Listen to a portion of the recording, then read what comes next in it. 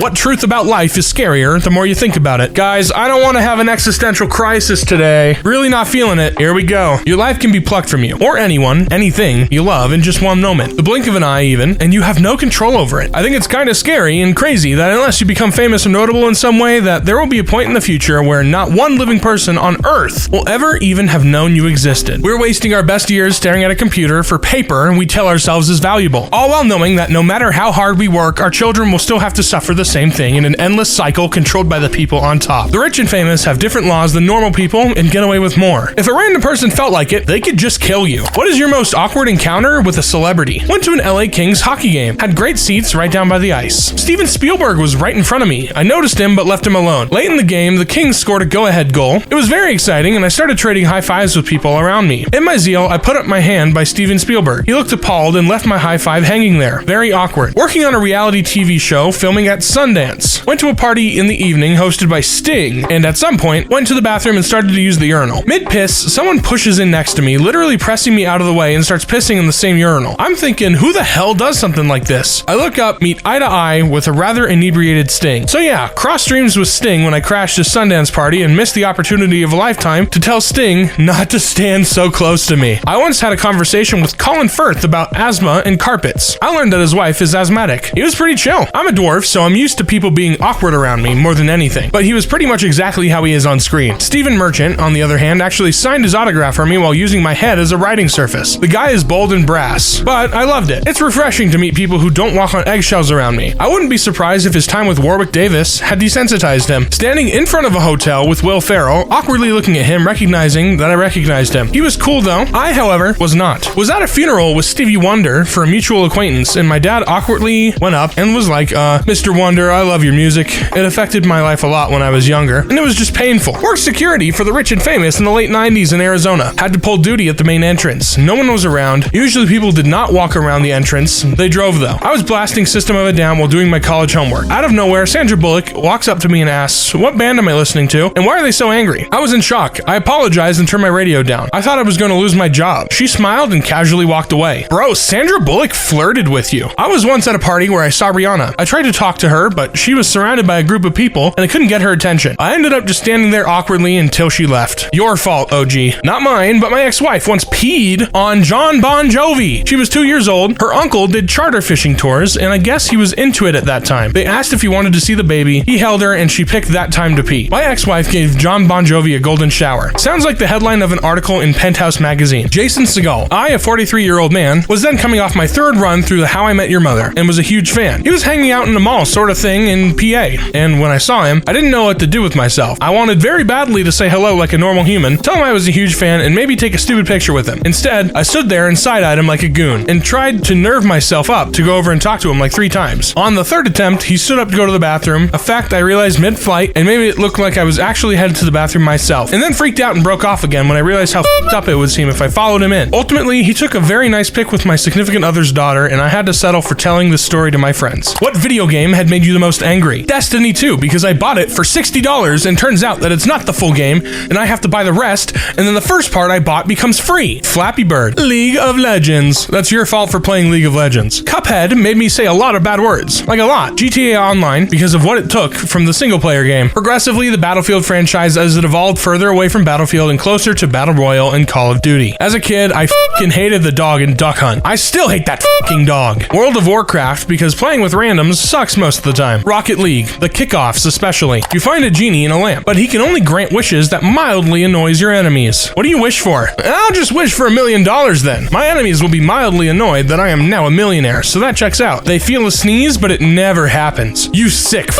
I wouldn't wish that on anybody. Whenever you open a packet of tablets, you get the end with the leaflet. Every traffic light turns red as they approach. My enemies to have a constant, uncurable itchy feeling on their assholes, genitals, and scalp. They'd spend the rest of their day either in constant state of annoyed or looking to all around them like a flea-ridden hobo as they itch their genitals and non-stop. They'll pull a bowl of cereal, but then realize they have no milk every single time. Imagine their surprise when they come back from the supermarket. Morning wood piss every time they go to the restroom. Even female enemies. Especially female enemies. Well, first, I will make some new enemies. Then I will wish that all of my enemies have to donate 5% of their income to me. Always having that pee drip when they leave the bathroom. Men, you know what I'm talking about. You monster! An unkillable and unstoppable fly constantly harasses them. I wish for nothing, for I have no enemies. Smile. Yeah, right. You know what? I'm your enemy. I'm your enemy now. What's something you recommend everyone try once in their life? Find out why you believe what you believe about subjects you feel strongly about. Trace back the best you can where your thoughts come from. Why do you think the things you think? Examine why do you think you know the truth about a particular subject. Go on a solo trip, living somewhere other than their hometown. It's a big world. Get out and explore. Move to a new state by yourself. It's such a satisfying feeling. Like it just feels natural, like in a primal, nomadic way. It helped me build confidence in myself, and you meet some really interesting people. New ideas and views on life really expanded your horizons. Swim in the ocean while it's raining. You feel reborn. The rain and the sea give off a special scent, and the feeling is wonderful. Lightning goes zap. Hey, no lightning, just the rain. Visiting the Great Barrier Reef between June and October. Australia's winter and spring. Get a job as a server at a restaurant and salesperson in a retail store. I will forever be kind and understanding to the people helping me. I've been there, done that, and it's difficult. Paying for the next person in line. Don't post it, don't tell anyone, and don't wait for a thank you. Make something. Music, poem, a story, art. Creative creation is one of the most fulfilling feelings there is to life. This is the one that speaks to me the most. I'm writing a story right now for a fake Pokemon region I'm making, and it is some of the most fulfilling, rewarding brain feel that I've had in a very long time. Highly recommend writing a story or music or anything. Take a long walk in the forest, naked. It's one hell of a feeling. Why?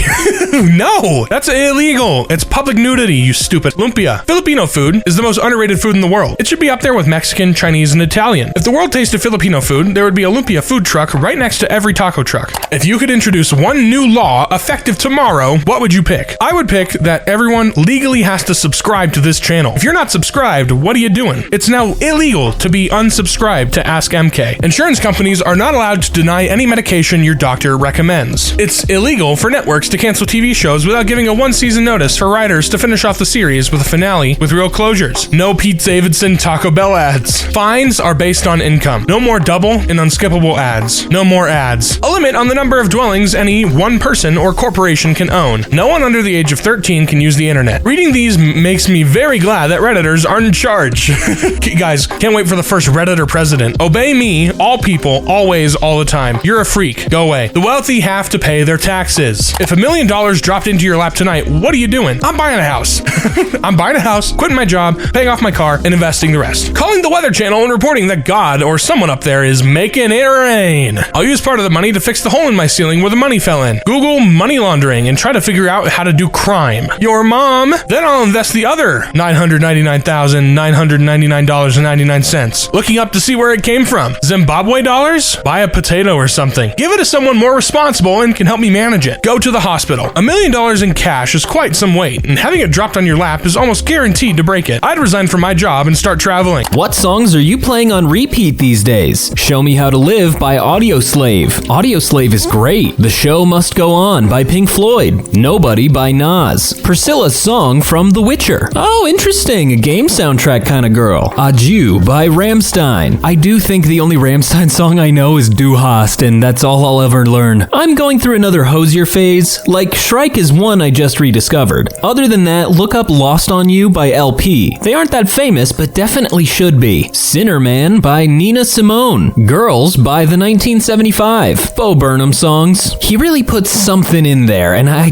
don't know what it is. Recently found out Taylor Swift covered September by Earth, Wind & Fire. It is the greatest thing I've heard in a long time. Colors by Black Pumas. Iris covered by Grace Davies. What's a trend you despise? People always recording everything. That's not a horrible trend because it does help a lot of people, though I do wish, since we have good cameras, you should film the aliens you see without shaking your camera, please. Fixation on narcissistic social media culture. Randomly recording strangers in public for likes and views for sure. But if they are throwing a tantrum and they're like 40 years old, please keep recording those because, oh, I eat that up. TikTok dances. You know, there really haven't been many new dances that I'm aware of, at least on my For You page. This trend of cutting the video off at the exact second the big thing happens in it. Like somebody throwing a bunch of fireworks into a garbage can and sitting on the lid. Then right when an explosion looks like it's shooting the dude up in the air with the lid, it cuts. I just don't get why people do that or like that. Just show the whole thing that happened. Yeah, the whole perfectly cut shot thing has kind of gone downhill.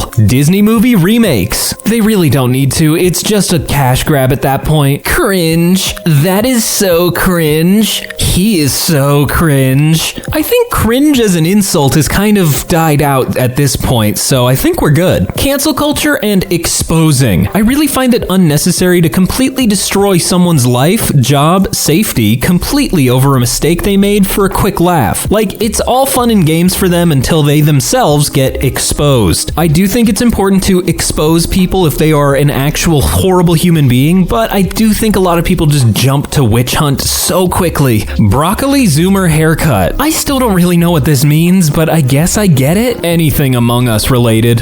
Sounds like something the imposter would say. People explicitly copying African American linguistic styles and calling it social media lingo. How we made that logical leap and accept it is weird to me. What first-hand experience would you not wish upon your worst of enemies? Having really good sex. Oh yeah, of course. Why would I want my greatest enemies to have really good sex? I'm just trying to save them. A hemorrhoidectomy. Imagine every time you poop, you're breaking open scabs all the way around your butthole and it feels like you're pooping glass shards. Oh god, I've felt that before. Did I have hemorrhoids? 4th degree burns all over your body. It feels like you're actively on fire for months. It would just not be humane to want anyone to go through that. Gout. This reminds me that I don't really know what gout is, so I'm a little nervous. If you knew my worst enemies, you'd understand why I have no such limitations. Gallstone attacks. Horrendous. Keeping my fingers crossed that I don't have to go to the doctor soon. Jamming your little toe right into a sharp corner when your feet are cold. Oh no, the cold feet really just adds that extra level of ow. Receiving a severed head or gun rack as a gift. The gun rack threw me off. I don't know if that's a reference or not. Teachers of Reddit, what's the funniest excuse for being late, not doing homework, etc. you've heard from a student? I was late once because someone threw my bike in a tree. There was no room in the rack, so I just threaded the lock through the frame and both wheels. Someone might have tried to steal it and then got frustrated when it wouldn't ride and threw it up in a fucking tree. It took me a while to get it down and untangle the bike lock, but luckily I had a photo of it in the tree to show my professor. Not gonna lie, Mr. G, I got in an argument with blank in the hall. He wants to fight me at lunch. I don't want to you out, but I'd lose that. Can you come stop him before he starts? Sure. 9th graders are wild. I appreciate his honesty. I had the same kid tell me twice that his dog ate his Chromebook. He said he used his Chromebook as a plate to eat a steak and the dog ate it. You know, kids just, I don't even know. Not a teacher, but I remember in 7th grade, a kid walked in a few minutes late and the teacher asked why. Kid said he was looking for a screwdriver because his belt broke. Teacher said he wasn't buying it and told the kid to sit down. Kid said fine. Took 2 steps, then his pants fell to his ankles in front of everyone. It was fucking hilarious and perfectly timed comedically. Once one of my classmates was late because their pufferfish had escaped. Oh god, no, it got out? My first year teaching, it was 4th grade, and one student informed me that she hadn't done her reading the night before because we had pizza for dinner. It's been 20 years and I'm still confused. Priorities were in order. What is confusing? The kid's homework sheet was ripped in half. He said his sheep ate it. I asked why he had his homework outside with the sheep, and he said he didn't. The sheep was in his kitchen. I asked why, and he said they usually let it in the house. He said this in a tone that was like, duh. So later, I asked another kid, who lived next door to this kid, if his neighbor really had sheep in his kitchen. He's like, yeah, that's why my mom doesn't let me eat dinner over there anymore. She thinks it's unsanitary. It is very bizarre, but I mean, people do got strange pets. Cows got out last night and I had to chase them home all night. I knew the kid in the family, so it wasn't a lie. Good kid was obviously tired. I told him not to worry about missed homework. What thing a person did something that instantly made you think, pass, asked me to pay their $500 phone bill before we even physically met. Username checks out. She claimed she had visions of my future and was happy to report that she saw good financial success for me that year. It was a blind date and within the first 30 minutes of meeting and talking to her. Nope. Also, that year I lived with my parents and lost my job. So she fucking lied. Had disgusting oral hygiene and breath bad enough to knock out an elephant. A couple of years ago, I was standing in line at the Cheesecake Factory waiting to get a couple of slices to go. A very attractive woman was standing in front of me and my friend, and we debated whether or not I should try and start a conversation with her. She gets called up next into the line and immediately launches into an angry rant at the staff about how incompetent they were because she got the wrong whipped cream on her cheesecake. I have always believed that how one treats the waiter indicates the kind of person you are, and I lost any desire I had to talk to her after that tirade. Someone commenting too much about how I dress. Yeah, that's kind of just picking at a potential insecurity, so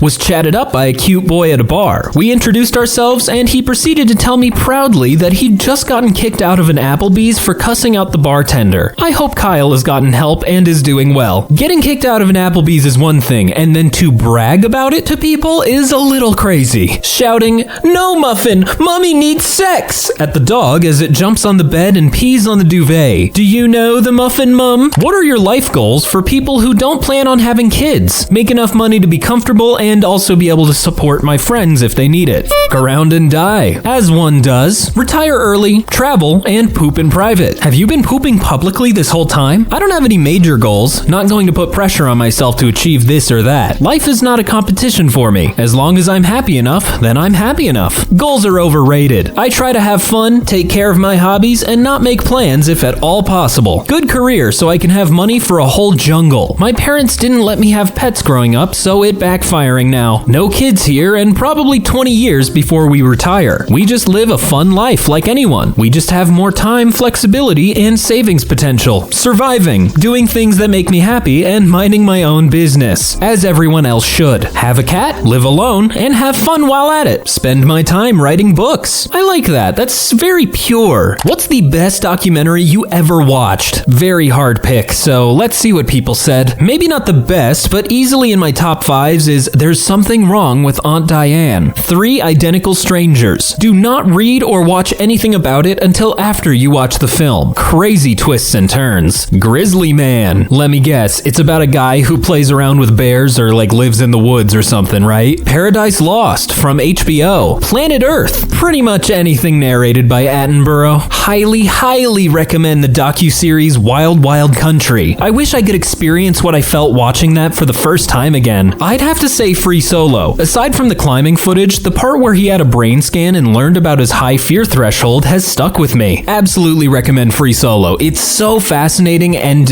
really intense. The Fire Festival documentary was pretty wild and enjoyed it a good bit. But which one did you watch? Because there were 2 versions. There was one on Hulu and one on Netflix. Searching for Sugar Man. Tell Me Who I Am on Netflix. Absolutely shocking watch. I knew the reveal was going to be terrible, but it was even worse than I expected. What movie should people watch without looking up anything about it? Recently, I would say Barbarian. That movie, oh my god. The Game with Michael Douglas. Ironically, a quote from this movie sums up my stance. I envy you. I wish I could go back and do it for the first time, all over again. Here's to new experiences. Titanic. Man, you would not believe what happens to that boat. For real. I heard the ship is unsinkable. I hope they get to their destination safe. Pretty much all of them. Seriously, who wants spoilers, for f***'s sake? Sixth Sense. The weird thing is, a lot of other movies spoiled Sixth Sense for me, so I haven't even watched it. The Room. When a friend told me to watch it with no prior knowledge, he framed it like this, and he was 100% right. After about 10 minutes, you'll be a bit bored. 15 minutes, you'll start to wonder why you were told to watch this. After 20 minutes, you'll start to feel confused, but for different reasons. 25 to 30 minutes, you really start to go, WTF. If you can make it that far without quitting, you're in. From dusk till dawn. There's no way to explain that movie without ruining it. Inception. I somehow managed to go into the film knowing nothing about it apart from having seen the poster. Amazing experience. Parasite. You can't explain what it's about without spoiling like half the movie. It's one of those things that the best recommendation I can give is, dude, trust me. Everything Everywhere All at Once, Memento, Crash, Eternal Sunshine of the Spotless Mind. Several more, but these came to mind first. Oh god, what I would wish to be Eternal Sunshine so I could watch Eternal Sunshine again. The Truman Show. I still think it would be a great horror movie if it was only following Truman's perspective and not seeing the outside world. Not a movie, but Black Mirror's The National Anthem. Coco. You just want to cry really hard again, huh? Midsummer. I ended up seeing it in the cinema based only on the poster, and it was an experience to say the least. I ended up seeing Midsummer just on a whim because my roommates were like, hey, want to go see this movie? I was like, sure. No clue what it is, but fine. And then I got really high and really scared. The Bridge to Terabithia. Now, why would you recommend this movie? Do you want people to be broken? Children of Men. What is the sad truth about small smart people. People tend to listen to confidence. The smart ones understand that they don't know everything, so they are usually more careful, thus meaning less confidence. Not enough of them. Ain't that the truth? The smartest people are also the most depressed in many circumstances. Well, call me Einstein then. They're usually outvoted by dumb people. Charles Bukowski said, "The problem with the world is that smart people are full of doubts while the stupid ones are full of confidence. A lot of people considered smart are quite insecure and are convinced they are the worst in their company/field and feel they are just waiting to be found out. They are sad because there are too many idiots out there. Being smart is like a curse where you constantly see and predict things other people don't, but no one will believe you, aka Cassandra complex. A lot of young smart people are lazy underachievers because some things come easily to them. At later stages of education, they struggle because they've never had to actually put effort in their learning. What's the best thing you do for your mental health? Pretend you are your own child. Weird concept, but hear me out. That negative self-talk that's beating you down, would you speak to a child like that? What would you say to your inner child if someone told them they were an idiot or were fat or were useless or unloved? Practice a little kindness towards yourself. I'm trying hard to do this, and this concept helps me extend compassion toward myself. I have started going on daily runs outside. Sometimes I just walk. I have had horrible depression since I was a young teenager, and this has been the greatest help. I don't always have the energy, but just sitting outside helps my mental health. P.S. Sunscreen saves lives, particularly your skin cells' lives. I agree with this. I walk and it always improves my mood. I do think this is good, but it is hard to muster up the strength and courage to go outside sometimes. Sleep 7 to 8 hours a day. I prioritize 8 hours of sleep over everything else. It makes such a huge difference. But what if I just like sleeping 3 hours a night? Have a routine. You know, that's what people told me to do with ADHD, and that didn't work. Leave when I get tired of people. My parents would always talk how I never join them in family gatherings or go out with friends. I forced myself to be social, and now I realize that I like it, but have a limit that I shouldn't pass. The moment I feel like no longer socializing, I'll leave, or if I can't, I'll step out for a while, then come back. I told my friends, and they accepted that, and will actually go with me on a silent walk. They won't start conversation with me during this time because they know I'm drained. Hell yeah, that's awesome that your friends are on board with it. Those are some real ones right there. Removing social media, and go to the gym or for a run. Fucking social media destroyed my brain. Oh yeah, Twitter was already bad for my attention span, but now TikTok? Oh god. Going for a hike. There really is something regenerative about being out in nature. Get off social media. Literally leave social media. Okay, Jesus, I'll get out of here then. Stay away from people as much as I can. Not overcommit myself. I never want to say no to anything up front, so I end up saying yes to everything and letting people down at the last minute and being an asshole. So saying no saves them that disappointment, even though it eats me up. It's not as bad to say no up front as it is to let someone down later. Who is that one fictional character that can always put you in a good mood? Mr. Bean. Stitch from Lilo and Stitch. Oh god, if I could do a Stitch impression, I would, but I can't. Baymax. He's just such a fun little funky guy. He just wants to help. Toothless. Toothless is basically just if a cat was a dragon. Kronk in Emperor's New Groove. Guy sings his own theme song. We should all have that much confidence. Moomin. I absolutely love the look of Moomin. I just need to figure out where to actually watch it because it looks so cute. Patrick from SpongeBob. No, this is Patrick. Snoopy from Peanuts. Love that dog. Homer Simpson. He really is a family guy. Forrest f***ing Gump. Had a lot of shitty situations throughout life and always had a great attitude. What's the most useless thing that you've ever bought? The groceries that go bad in my fridge or pantry before I get around to using them. And if you're anything like me, you do that every couple weeks. Bought insurance for my camera should it ever be stolen. Never once or since have I bought insurance like that. My camera was eventually stolen at work and I had a police report filed along with footage of the incident. The insurance company was unreachable. Their phone number disconnected. Oh, I love fake insurance. Even though insurance as a whole is kind of fake. A full-size pool table with all the accessories, including a display case for the cube shoes, racks, and balls, plus a special pool table lamp to hang overhead. Shortly after it arrived, we had to move. The new place had no room for it. Anyone remember buying sea monkeys? Right? And then they find them in your dead teacher's stomach and you have to flee to Mexico. r/suspiciously specific. Yeah, what the hell are you talking about? Toast in a cafe. I have a toaster. What was I thinking? I dropped 1,000 USD on a custom STL file to print a mini for D&D that I used once. It was a few years ago and my group still won't let it go. A 2020 calendar. Oh, buddy. My exercise bike, unfortunately.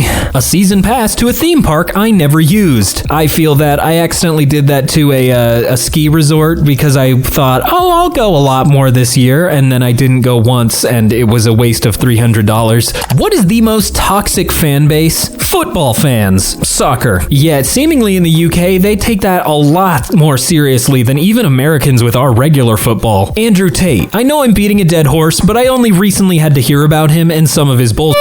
If my hopefully soon-to-be former roommate is any indication of what his fans are like, then I hope the younger ones pull their heads out of their asses sooner than later for their own sake. I'm so glad I haven't heard about him in months, but Jesus, there are so many copycats and I'm terrified for the new generation. Tesla fans. I say this as a huge EV supporter. I honestly hate Teslas because they're supposed to be advertised as like, it's the future, everyone should drive electric cars, yet all of them are like luxury vehicles that no one can afford. So what's the point? K-pop stans. Weirdly, I haven't seen a lot of K-pop discourse on Twitter recently, so maybe things have changed? Fans of the word toxic. All they are doing is looking for someone to pick on. Bullies by any other name are still bullies. I don't know what you mean. Toxic is great. Britney Spears killed it. This new wave of men that talk about body count on TikTok, especially the double standard to it, because if a woman sleeps with more than like one person, then oh no, evil, but a guy can sleep with whoever, I guess, because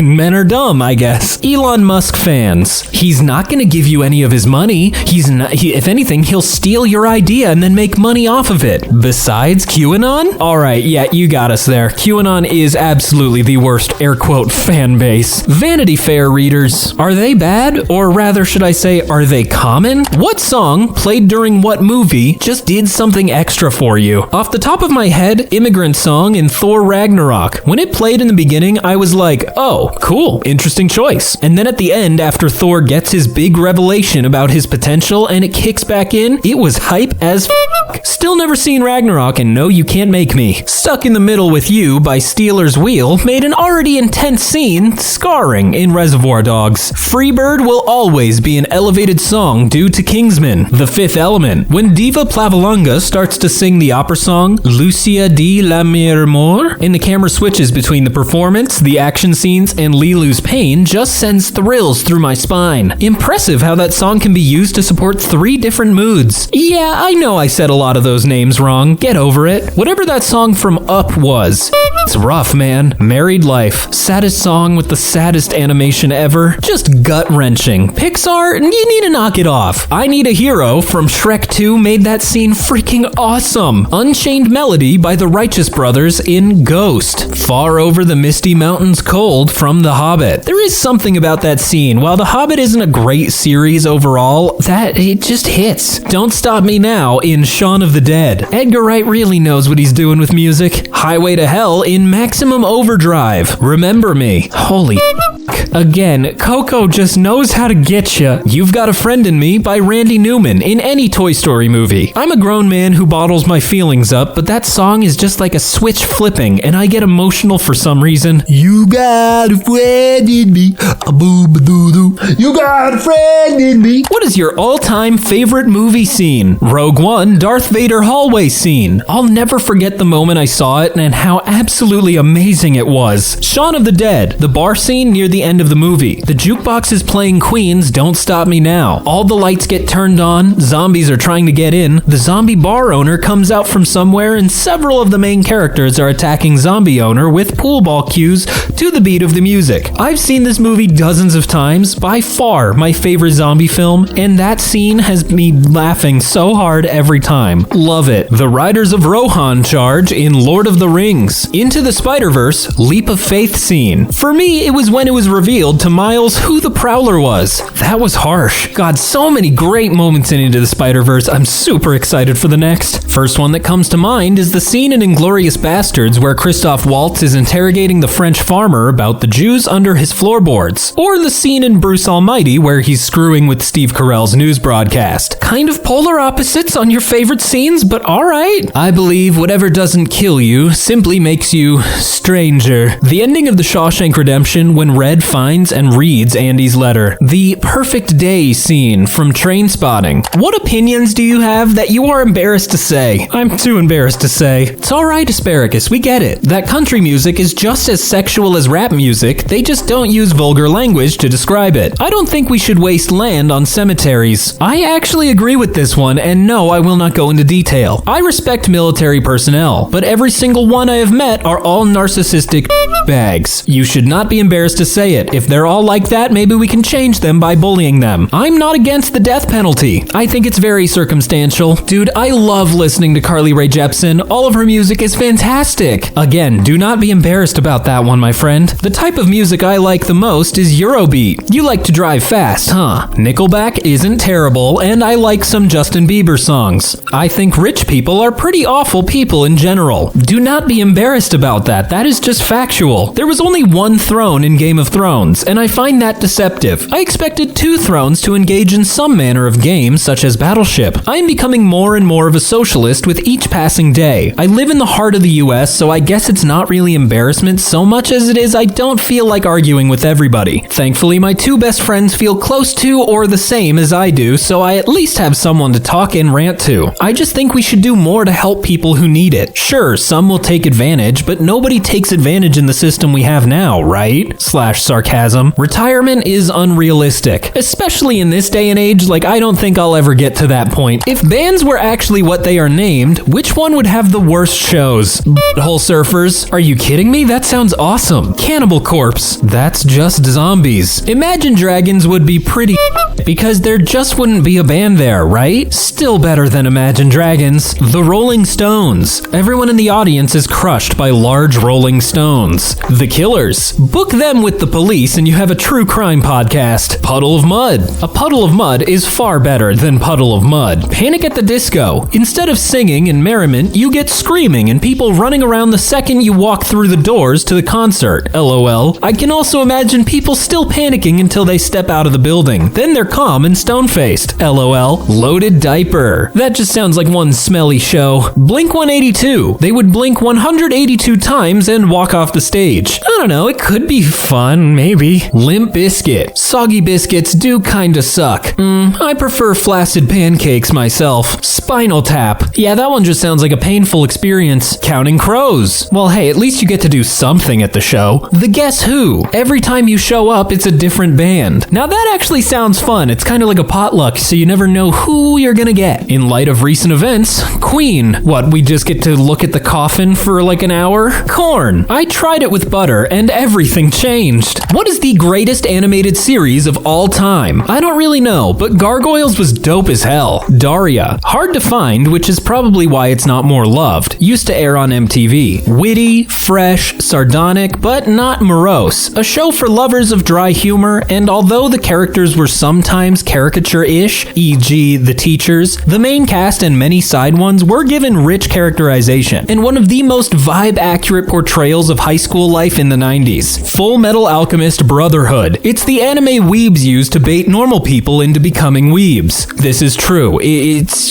just so good. Please, just watch it. Please. Batman, the animated series. So far, the only good thing DC has managed to do is make really good animated shows. Futurama. I am very nervous for the new season that's going to be happening soon. Samurai Jack. Nothing ever hit as hard before or since. SpongeBob SquarePants. Appeals to all age groups. Memes from the show are on pretty much every corner on the internet. Its first audiences still reference the show to this day and look back fondly on the show. That's a huge impact. Star Wars: The Clone Wars. I never watched it, but it did look really good. Wait, are we talking about the 3D animated one or the 2D animated one? BoJack Horseman. still haven't watched it because I am not mentally prepared. Simpsons. It's still insane to me that they're still making new episodes. South Park. Again, kinda crazy they're still making stuff with how controversial they've been. What is a strange fear that you actually have? That everyone knows what I'm thinking. Oh, don't worry. We do. Bugs crawling into my ears while I sleep. Oh god, oh, I don't want to think about that. Oh, please don't say that ever again. I don't look into mirrors when it's dark. I guess I understand that? I'm afraid of being accused of a crime I didn't commit. I don't know how to look innocent when I'm actually innocent. I can't swim in the deep end of the pool at night because of sharks. Remember, Glass Shark is there and he's hungry. The fear of staying alive until all of my family is dead. Don't think of it as a fear, more of a spite thing. I'm terrified that my belly button is going to untie. Can that happen? Like, is that a real thing to be worried about? When I look into the sky, I get the irrational fear that gravity will inverse and I'll start falling into the abyss. Random insects pop up where they shouldn't be. I've gotten a little bit over it because when I'm in the pooper, a lot of bugs just kind of walk around and I don't know why. I'm scared of becoming physically disabled, blind, deaf, paralyzed, amputee, any of that. I don't care about dying, but I fear that. Balloons. Just balloons in general or like balloons popping, like bah. The fear of really big pills. Oh, it looks like it's time for somebody to take their hard to swallow pills. Get it? Because the pills are really big, so it's hard to swallow. Let's move on. I am afraid of ghosts. Oh, really? You're scared of Casper? Oh, come on. Glitter. I hate how you can't ever get rid of it. It turns my stomach thinking about it, and when I get it on me, I obsess over it. Sometimes for days. Even weeks after an exposure to glitter, just even being in the same room, you will find it on you and you won't know how it got there. How did your pet end up with you? For me, I went to go tell my then-to-be roommates at the Humane Society, no, you can't get another dog. But while I was there, because I'm weak, I wanted to walk around and look at some dogs,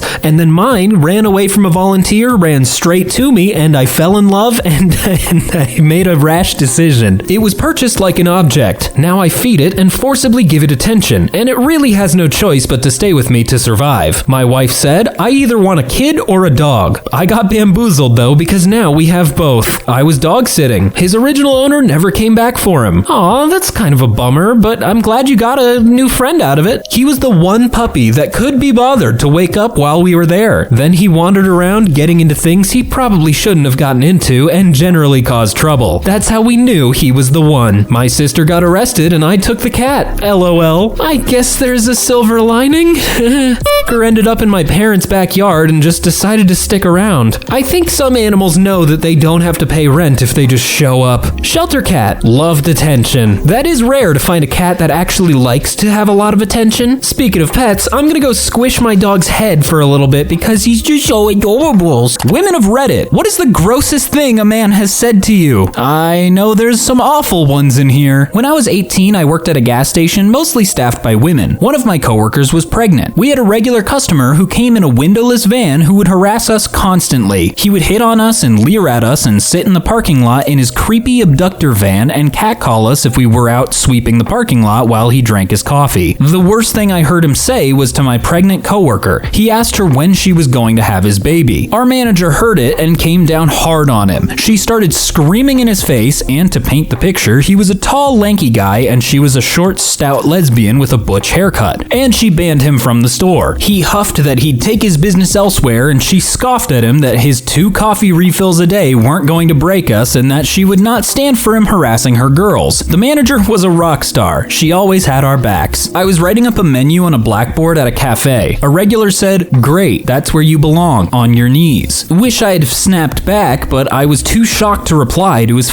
remark. Jesus Christ, people, can you not be creeps in public for 1 minute? I'm a natural redhead, long auburn hair with curls that I've always had unwanted attention for. I remember I was 9 years old and sitting in a Chinese restaurant with my family when a male middle-aged waiter came to take our food and started complimenting my hair, which was fine and all, but he started touching it and massaging my scalp and shoulders, saying how I was so beautiful. This didn't seem to weird out my parents, but it made me very uncomfortable, but I didn't say anything because I was scared in case my parents would tell me that I was being rude. Probably not the grossest thing on the list, but the fact it was done to a 9-year-old little girl makes it downright creepy. When I was 11, I had sudden unexplained knee pain, which resulted in me not being able to bend it and limping. I was constantly in and out of hospitals. It went on for months. I missed a lot of school and it really took a toll on my family and me because they couldn't explain it. So doctors came to the conclusion that it must be psychosomatic, but they sent me to some last expert, and one of the things he said to me that stuck with me till this day was, "Why don't you want to walk normal again? How would you ever find a boyfriend like that?" It was rheumatism, by the way. Why anybody says this to children is insane. Like, come on. It's not that hard to not be weird. You can earn my respect back through your sexual penance. The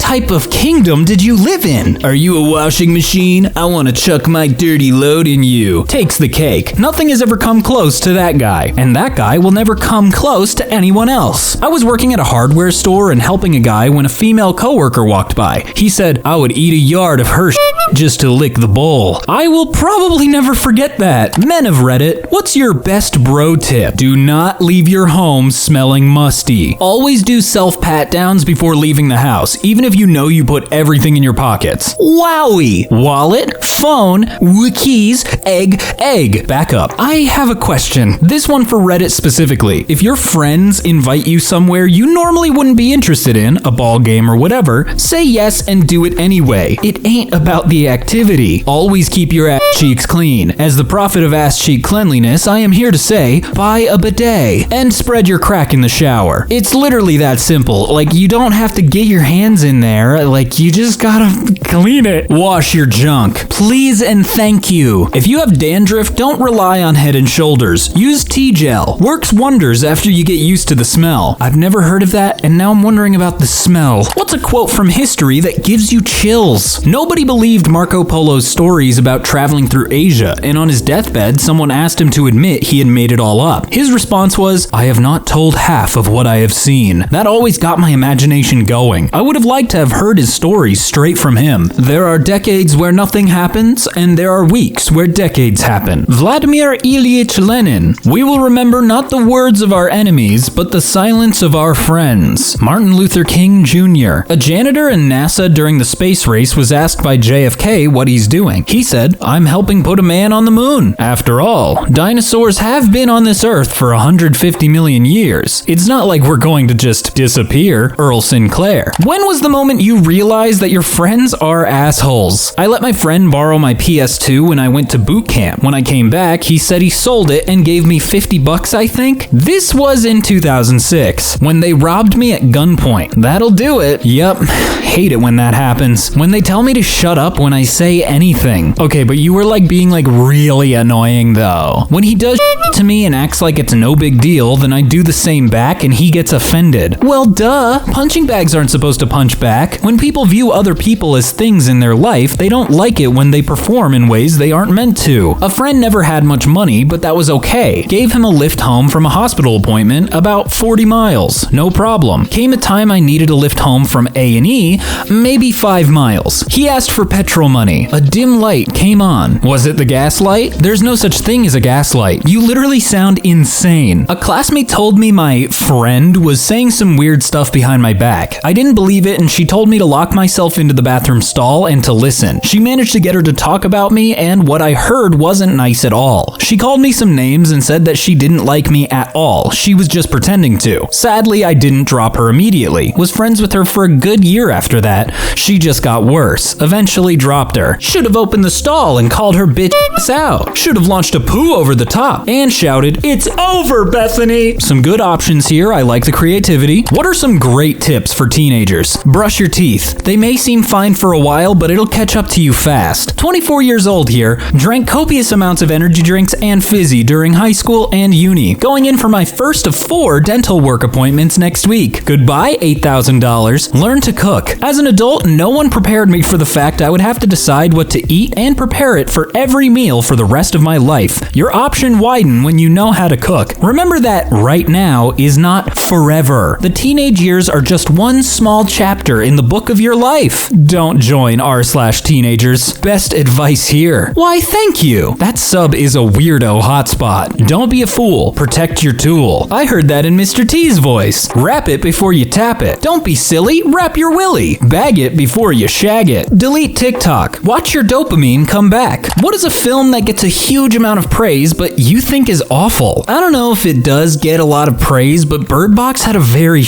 ending. Yeah, the hype of that movie when it came out was just not it. Paranormal Activity. I've seen scarier crap in a public toilet. I think for the time it was probably crazy, but as the series went on, yeah, not so much. Gravity. Yeah, sure, it's Sandy Bullock, but the entire movie is just her going to space and coming back while trying to be suspenseful when you know very well they won't kill off the only character they show. The Notebook. As much as I like Ryan Gosling, I still haven't watched it. Frozen. Sorry Not Sorry. It's completely overshadowed the release of Big Hero 6, which deserves a lot more attention than it got. Fast and Furious. All of them. Why do you hate family? Because family is made up of assholes. Meet the Parents. It's just 2 hours of being vicariously stressed out and embarrassed for Ben Stiller. Anything Marvel. Sorry, Marvel fans. I'm gonna have to agree with Caitlin on this one. You can kill me on Twitter, I don't care. What is your weirdest story that sounds too far-fetched to be true? Mine is when I was in high school. I lived out in the countryside of Central Texas. I was just kind of bumbling around on the property and my mom's little chihuahua was tagging along. I heard a bird, saw a fast-moving shadow, and threw my arms out, slapping a hawk out of the air as it tried to get my mom's chihuahua. Cut my arm pretty good, but saved that little rat of a dog. The chihuahua went on to pass away at a smooth 19 years old. I won a 2-week cruise vacation for 2 in a contest. I never entered the contest. I was convinced I was being scammed. Even from the beaches of the Caribbean, I still wasn't convinced. New Luigi's Mansion game confirmed. When my dad and stepmom met, my dad swore he'd met her before, but couldn't remember when or where. Eventually, he decided he'd seen her in Cody, Wyoming, the town where he grew up. She swore she'd never even been to Wyoming. She's from Oregon, and that's where they met. Several years later, after they'd been married a while, stepmom mentions to her mom that my dad swears he met her in Cody, but she's never been there. Her mom says, "Yes, you have," and pulls out a photograph from 1956 of her, age 9, riding on a mechanical horse, a kid one,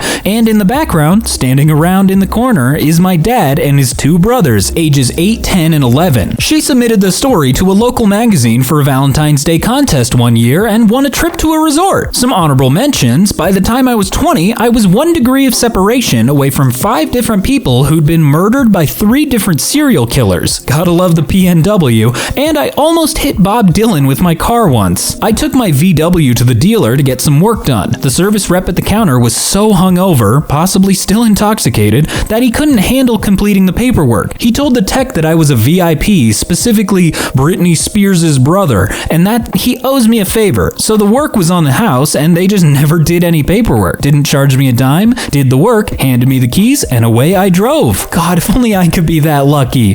What? Come on, I need my car fixed too. I went jogging one night and came across a lady laid out face first, no heartbeat. Started doing CPR. Never saw another person, was able to call 911 while doing CPR. Kept at it 20 minutes till FD got there. She made a full recovery. They said CPR that long has a 95% fail rate. Story I like to share. Younger brother thought it would be a good idea to take the bright blue parakeet we shared as a pet out of its cage in his hands to show it to the trees outside. Said bird flies off never to be seen again. Fast forward 12 years, engaged. Moved 60 miles down the road and sharing interesting tales with newfound friends. One guy said, "Always remember, about 12 years ago, as a child, was cycling down the road when suddenly this cute blue parakeet came out of the sky and landed on my finger. He even let me take it inside and he became our pet for a few years." Some time matching and further descriptions points to it being the same bird. That is one of the craziest coincidences I think I've heard. My uncle and I were driving in New York City and we almost hit this dude. My uncle slams in his brakes and the dude was expecting to get hit, and I mean by the smallest of margins. It was Dan Aykroyd. He called us motherfuckers. It was an honor to get cursed out by a Ghostbuster. What is the creepiest thing that you've come across on internet? Years ago, I came across a website that was just a collection of links to unsecured camera feeds, webcams, baby monitors, security cameras,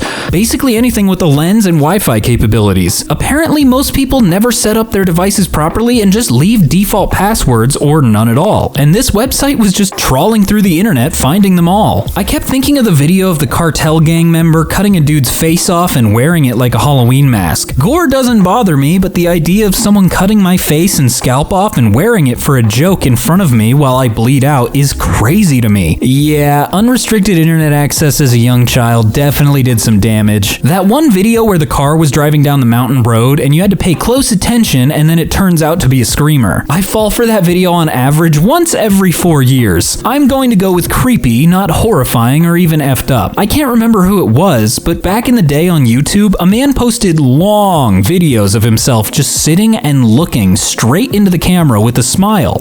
Not a single movement the whole time. Always a live feed. One day, someone broke into his home during the live show and actually ended up leaving without stealing anything because the guy didn't react at all. Just sat there, wide-eyed and smiling at the camera. Thinking back as a thief, that would scare the heck out of me. This picture of Mickey Mouse that was added to my DSi's wallpaper. I have never owned or known someone that owns a Mickey Mouse plush. I do not recognize the area, wall, chair, or anything in the picture. I have not lent my DSi to anyone. It just appeared one day when I opened it. It still creeps me out and I still question how could this have happened. Unfortunately, I don't get a visual aid on that one, but whoa, scary!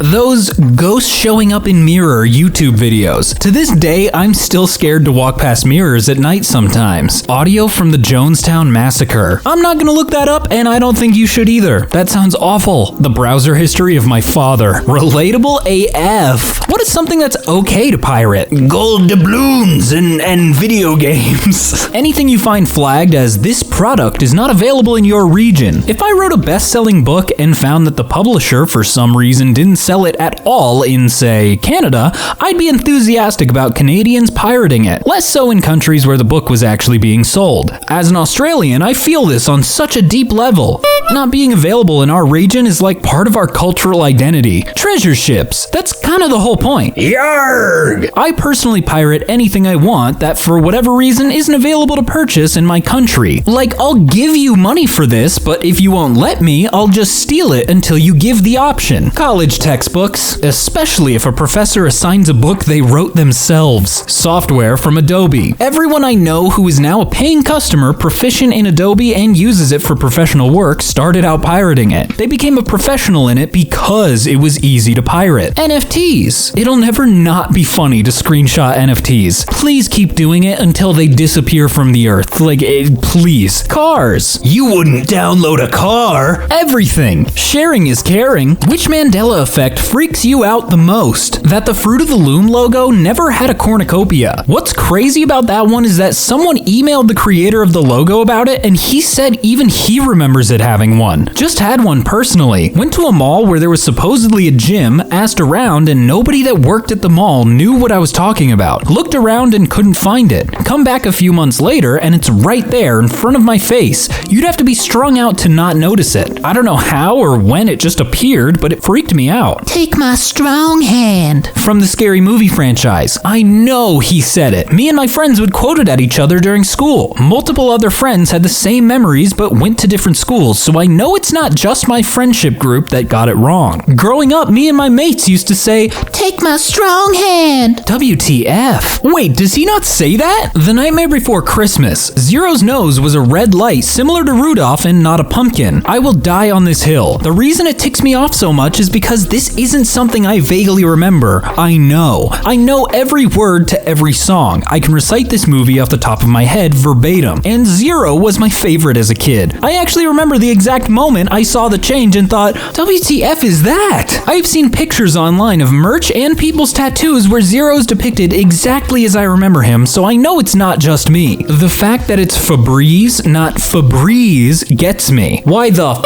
wouldn't it be Febreze? Breeze! It's a word that means very mild wind. It makes sense to have it for a scented spray. The f is Briz? That's not a word. I'm out. This world isn't real. Mr. Monopoly's monocle. I swear they change things just to mess with people. Fruit Loops changed to Fruit Loops, then back to Fruit Loops. That's just cruel. Cruel. Then cruel again. Yeah, that one's hard for the people that are just listening and not looking. What do you think of when you hear Africa? I hear the drums echoing tonight, but she lays here, only whispers of some quiet conversation. Sunset with orange sky and a silhouette of a tree and a giraffe. A quick Google image search of African-based novel covers will confirm this. Hell, search up Africa by itself and you'll still find it. Every 60 seconds in Africa, a minute passes. The Lion King. I thought that's what they were saying a couple answers back. Whatever.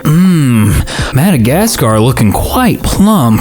I just hear and I Nigerian mum kissing her teeth in my head. What? Huh? Continent, not country. I live in the US. When I meet people from Africa, they tell me they are from Africa. They assume we are too dumb to understand. They are right for the most part. The food, my God, the delicious food. I've watched travel food shows and some of the food looks simply divine. I have a few friends who are from Ghana and Senegal, and most of what they make is so delicious. Jollof rice. Yes, please. Batman has just saved your life and now he's driving you home in the Batmobile. You want to engage in small talk. What would you ask him? Just refer to taxi/cab small talk. Been doing this a long time? Working much longer today? Weather ain't that great. Bet you meet some characters. What kind of mileage does this thing get? Thanks for saving my life, Bruce, man. Batwayne. Oh, shit. So, what do your parents do for a living? So does that suit really seal in the flavor or what? Is Wonder Woman single? Can you parallel park this thing? So,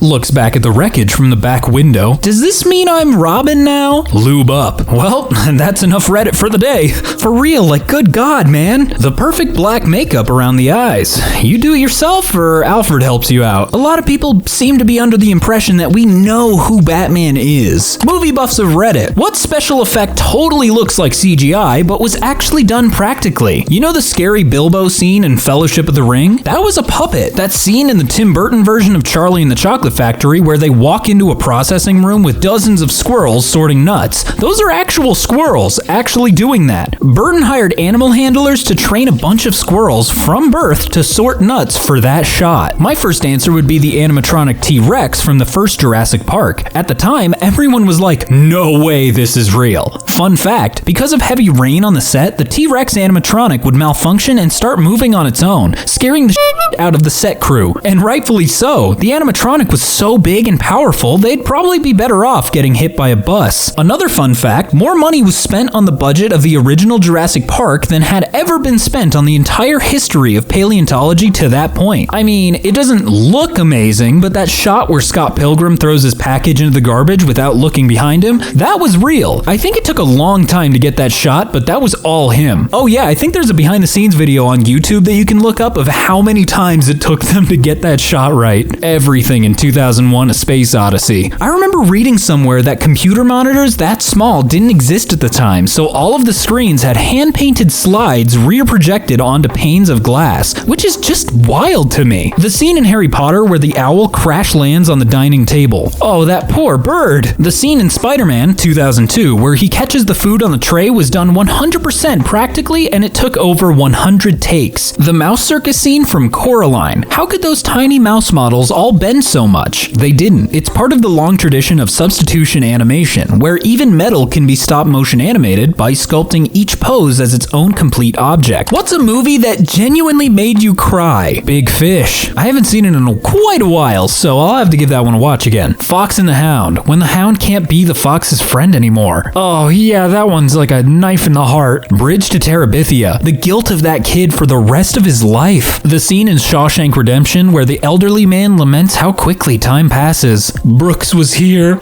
So was Red. Original Land Before Time. When Littlefoot's mother dies and gives her final words of wisdom to him destroys me every time. Let your heart guide you. It whispers, so listen closely. Field of Dreams. When he's playing catch with his dad. Also, the end of The Truman Show hit pretty hard. The Green Mile. I cried so hard watching that movie that I can't bring myself to rewatch it. Once was enough. It's dumb, but the first movie I ever cried for was Click with Adam Sandler. That scene where his father dies and he wasn't there because the use of autopilot, so decided to revisit the last time he had seen him. His dad tells him he loves him and the autopilot version of him doesn't give a crap. But the real him starts to cry and play the words, "I love you, son," on repeat. This has me every time. I ugly cried in the theater and was so upset that a fucking Adam Sandler movie made me cry in public. What the f***?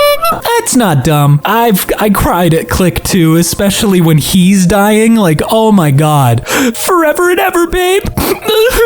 What's a benefit of being single? It's my day off. I have a bunch of projects to do around the house, but I'm laying on the couch reading Reddit. No one cares. Christmas is chill AF. None of that, okay, so we spend the eve at your parents' place, then Christmas Day is split between my mom's and my dad's / his new girlfriend's place, and then we visit your brother's family to say hi to the newborn, plus Uncle Jerry Jeremy invited us to his place since we are all there anyway.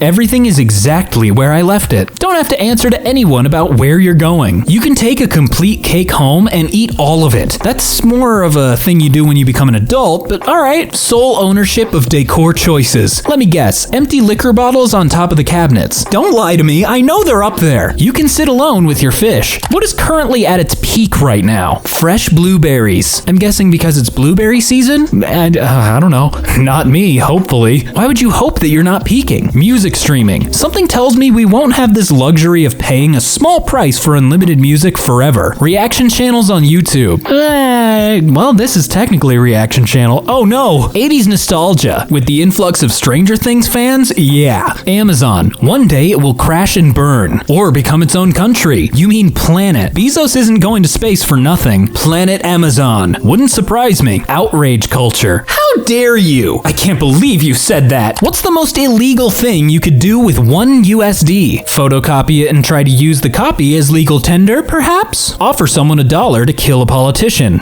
Well, they probably wouldn't take the $1, they would want 1 million more of those. Put 100 pennies in a sock and beat someone to death with it. Yeah, that's an option. Give it to my 5-year-old to put in a slot machine. Wait, why? Not pay taxes on it. What did you do that made you say immediately afterwards, why the f*** did I just do that? That's generally my reaction after I make some jokes on these answers. Put a strainer in the sink to separate soup broth from soup contents. Forgot to put a bowl under the strainer. Sadness. I said, love you, to my gynecologist this morning as I was leaving. FML. Watching TV, eating ice cream on autopilot, blew on the spoon before putting it in my mouth as if it was hot. Didn't realize what I had done until I saw my significant other's face. Once upon a time, my dog body slammed a window. The whole thing spiderweb. The dog ran away as I sat there watching dumbfounded. Then one piece fell out, then another, like something out of a cartoon. Then the whole thing started to collapse. For whatever reason, my instinct was hold it in place. So I reach out and try to catch the broken window. A shard the size of a dinner plate cut my thumb to the bone, blood gushing out. Just awful. The whole time I was doing first aid, I can't stop asking, why did I do that? Still have the scar. I was in class once. It was a math class and the teacher was out of the classroom. Since the teacher was out, a lot of the kids in the class were being really annoying. So I ended up getting so pissed off that I shouted at all of them that I was going to steal their lovers if they didn't shut up without thinking about it. I have no regrets, but I still question what the hell I was thinking when I said that, because I honestly have no clue. Waiter, enjoy the meal. Me, thanks, you too. Did they eat with you afterwards? Rejected a pretty girl which asked for my number because I was overwhelmed with the situation and panicked.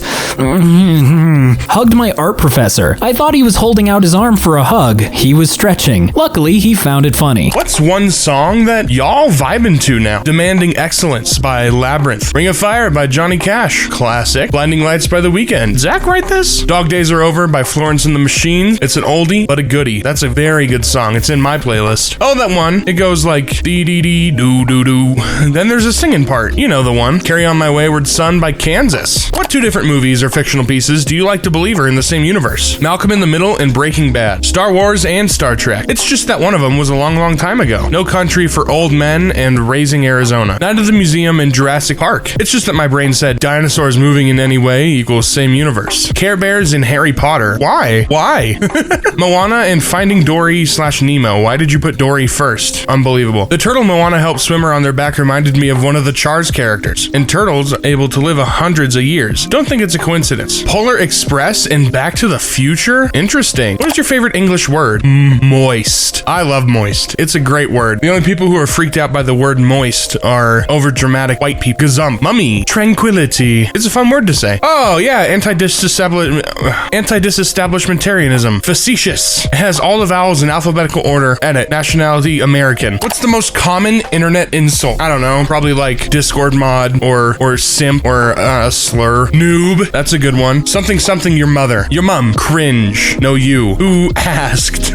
These nuts? These nuts. These nuts. What is it you hate to do, but you must do it? Cleaning. I hate cleaning the house, but it must be done. Get out of bed. And then all the stuff after that. Watching cringe videos. Peeling potatoes. For some reason, I get dizzy when doing it. Interesting. Take it's messy, gross, smells bad. If there was a button that would make me never have to fart or again with no side effects, I'd press it immediately. What's a sign that you'll have a bad day? That I wake up in the morning, sleeping through the alarm clock and not having enough time to shower. A negative attitude. rude. Yes, I'm gonna be that person. Someone has to. All traffic lights are red when driving to work. A single minor inconvenience at any point. Plans in the evening you're not looking forward to. It'll hang over you all day. What would you regularly do differently if it were absolutely shameless? Just live nude in a tropical area homeless. I'd get arrested for public indecency, but I wouldn't have any clothes to wear, so what the f are they gonna do? I'd immediately take any prison costume off also. Everything's a costume to you, isn't it? I would wear a trench coat, walk around in a diaper for grown-ups. I'd probably be more rude people who stare at me. What would you say? Stop staring at me. Stare back. Maintain gaze. Narrow eyes a little and say, "F off." Not much. Threaten the security guards to take off my straitjacket because everyone needs some amount of shame. How you type in a straitjacket? Talk to text. What is a word that perfectly describes your country? America, delusional, obese, America, crowded, India, Malakas, I don't know, Autobahn, Germany, foul mouth. Everyone thinks they're cool for using swear words. Keep saying, what do you plan on doing before we all die? Very soon. Yo, what info you got? Depends on what you're doing tonight. Winky face. We all dying soon? Lol. Jump into a volcano. What is the reason you wouldn't date an opposite gender version of yourself? Because I'm gay. I'm an asshole. We would both find it weird. We can't both be right all the time. I can't think of any, because it would still be me. I have problems with me. Who's the best Disney princess? Shrek. Shut up. Shrek's not funny. It's 2022. Get over it. Shrek is not funny anymore. It was barely funny to begin with. Aquaman. Also not even Disney. Shrek's not even Disney either. I just realized. Has to be Mulan. That's based. Merida. Not really. Cuzco. Yes. What was the most offending or hurtful comment you've ever gotten in your entire life? My crush when I was 10. You're really funny. Too bad you're ugly. Oof. Stop doing that. You're so embarrassing to be around. My sister. Like, what the bro? I was just being myself. All I was doing was tapping on a table and saying ASMR. It didn't even make noise because my nails were cut short. She's just an asshole. Bruh. My brother said I should have been aborted. You must be adopted because I could never have given birth to such an awful monster. My mom. Holy f. No one wants you here. My best friend in primary school. What was normal in the 1990s but rare or non-existent right now? Coin arcades in malls. And the malls, I guess. I kind of miss arcades. Being completely unreachable by anyone for an entire day or more with no one thinking that it was unusual or rude. Damn, I would have loved the 90s. I haven't been bored since 2003. So much distraction now. My dad used to just lock us outside and we couldn't come home until it got dark. The 90s really were a special time. Dial-up internet. I had net zero when it was actually free. Waiting for the bus without doing anything else than waiting. Reading the back of the shampoo bottle while being to pass the time. I've read tampon instructions numerous times many years ago. I'm male. MTV playing music videos. Landline phones. What is something all of Reddit can agree on? That the Reddit video player is utter garbage. Anyone know why it's so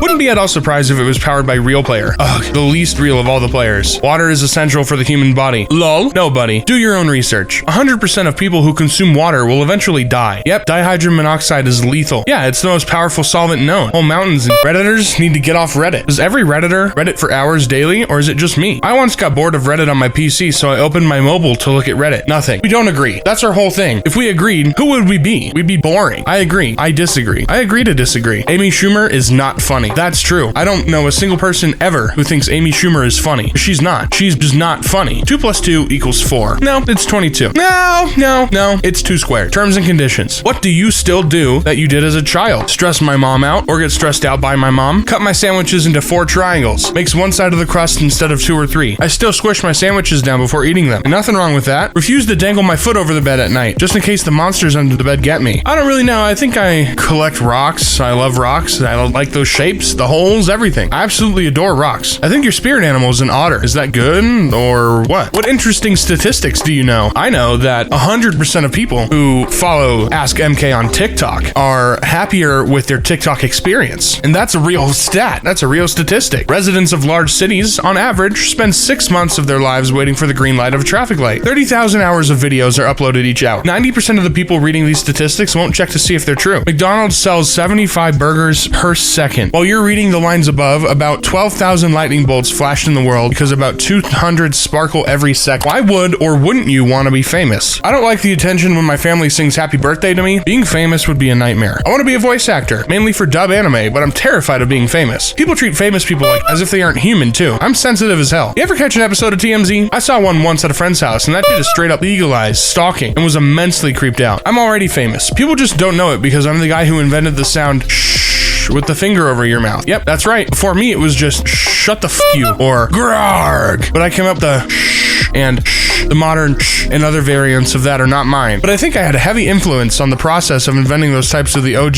shh. Creepy ass paparazzi taking pics of your family. Australian radio hosts phoning your hospital to get details about your pregnant wife and newborn child. People trying to form relationships with you to launch their rap career. Everyone scrubbing your internet history to find some way to cancel you. Losing a large portion of your childhood, no time to yourself, everything being played up for TV like The Truman Show, ruining your mental and physical health. What is something you want to do, but if you didn't, it would result in death? Jump into a black hole. You wouldn't die. You'd be able to communicate with your daughter from the past. Murph! Dirt. Grab lava. Like it looks so satisfying to just watch. Own a tiger as a pet. I hear lead paint chips are delicious. Anyone else ever try one? So there's an electrical line that goes from the power line to my roof. It's about 8 or 9 feet up, and I could easily jump and touch it. I know that you don't get electrocuted unless you complete a circuit, so my theory is that if I am not touching the ground, then I should be fine. Birds have been doing this for ages now. It's how they charge, actually. What's the dumbest question you've been asked? Is July 4th on the 3rd? What? Really? Yep. What color is an embarrassed chameleon? Transparent. Red. This doesn't sound like a dumb question. Hey, Robert, what's your name? Bruh, really? Why do girls look so normal in trousers, but guys in skirts don't? Scotland Kilt couldn't agree less. On a map, is the blue part the water or the sky? Both. What song from the 90s is a forgotten gem? Crush by Jennifer Page. Never heard of it. Most of you don't know what forgotten means. A song like How Bizarre, My OMC, which was trending on TikTok, featured in a Discovery credit card ad, and has over 130 million plays on Spotify, is not a forgotten gem. How Bizarre by OMC. Okay. That song is constantly on the radio in my area. I can't escape it. How bizarre. Heard that in a credit card ad recently. No Diggity, Blackstreet and Dr. Dre. Aqua, Barbie Girl. That is not a forgotten gem. Literally, it's a meme song. RHCP, Breaking the Girl. If you could bring any fictional character to life, who would it be and why? Ditto from Pokemon, or Mystique from X-Men, or Loki, for obvious reasons. Why do you want to fuck him? Why do you want to fuck a Ditto, my guy? What's wrong with you? Elton John from Rocket Man. I love the music from the movie and I wish he was real. Elton John is a real person. That's the spirit. He's real to me too. Freddy Krueger? What the hell? Why would you do that? Jesus, so he could help me build a garage. Phineas and Ferb. Two brothers with an IQ higher than Einstein. The Joker. The Joker. Gotta keep the world interesting. Honestly.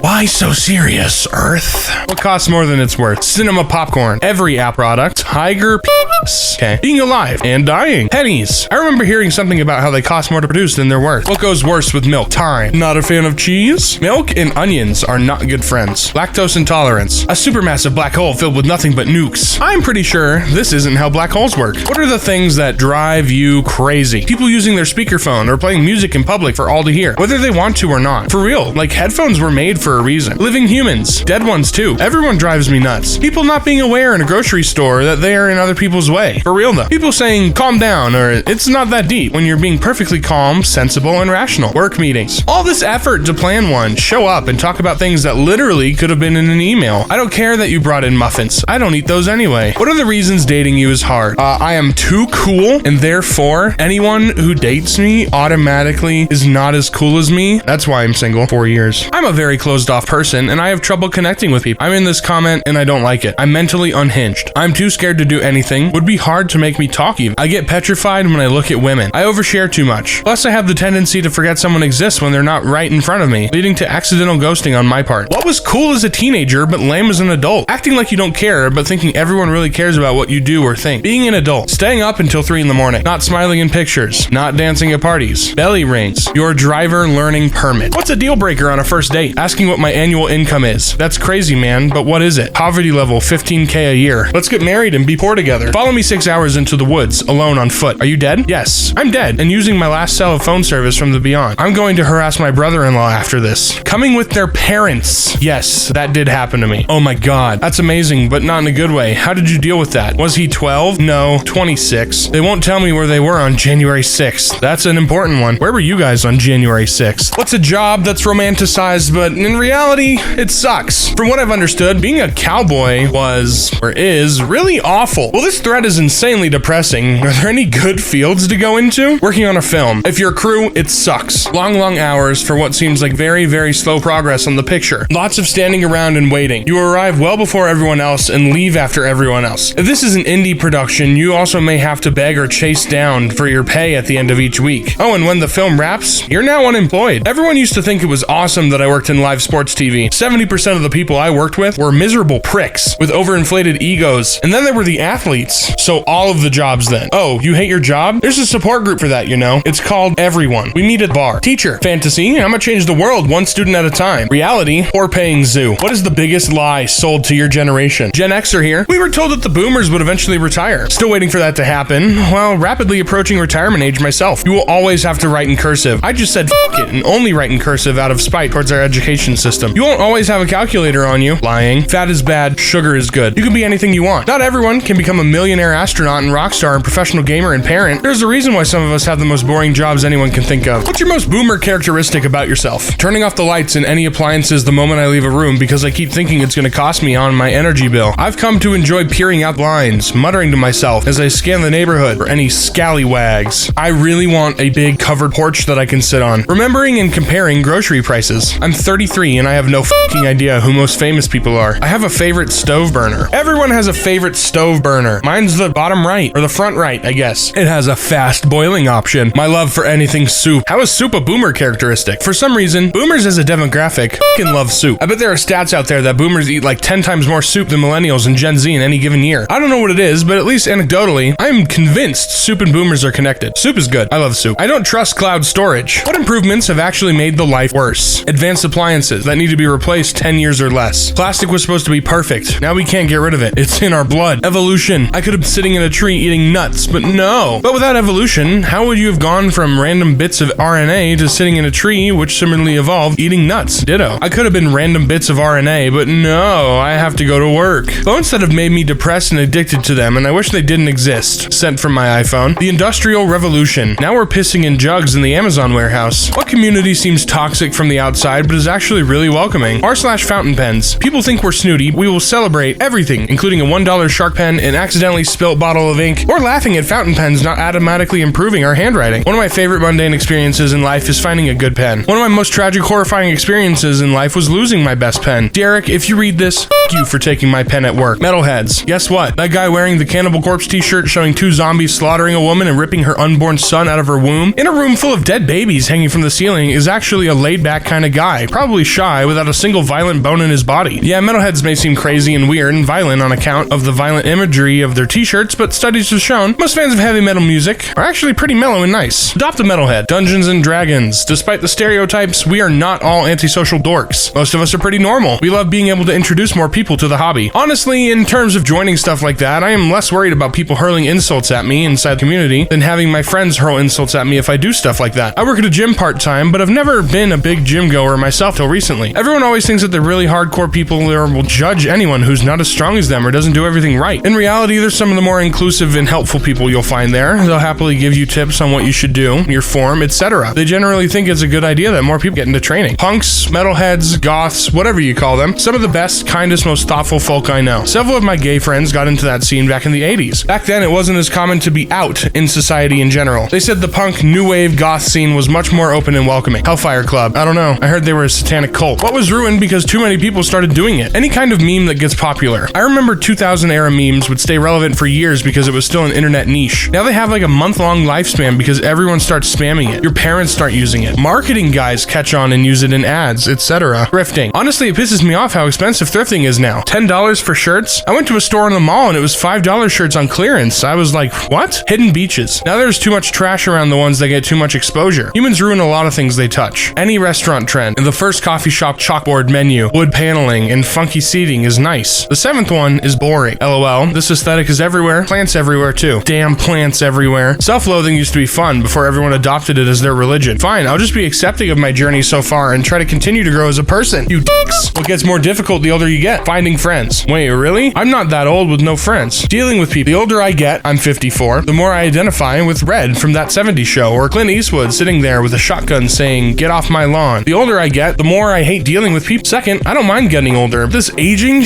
sucks. Making excuses for relatives being shitty. Flexibility. Struggles to put shoes on. Grunts on the way down and on the way back up. Staying alive. Well, you can tell by the way I use my walk, I'm an older man. Get off my lawn. Trusting a fart or walking. Walking farts are real dangerous. I've thrown away a few pairs of boxers. Never trust an old fart. New music. I will literally hear artists and songs nowadays that I'm like, hey, that's kind of cool, but then never listen to anything else but the same music I have for the last 20 years. What was your 15 seconds of fame? I had a TikTok blow up one time that got 1.5 million views. Played Among Us with Captain Sparkles and Carl Jacobs. I'm on Google Earth riding my bike home from school cool. I'd be bragging about that constantly. It'd be in every social media bio. Truly my proudest moment and biggest contribution to society. I got 5 no's on America's Got Talent, a show known famously for only having 4 judges. I accidentally walked into a setup movie shot, up, heard action, walked right through the whole action scene, went around the corner, and asked a grip what that was all about. 10 years later, I saw the movie in Blockbuster. Watched it. Yep, there I am. I was in the background in the local news in Duluth, falling down and eating absolute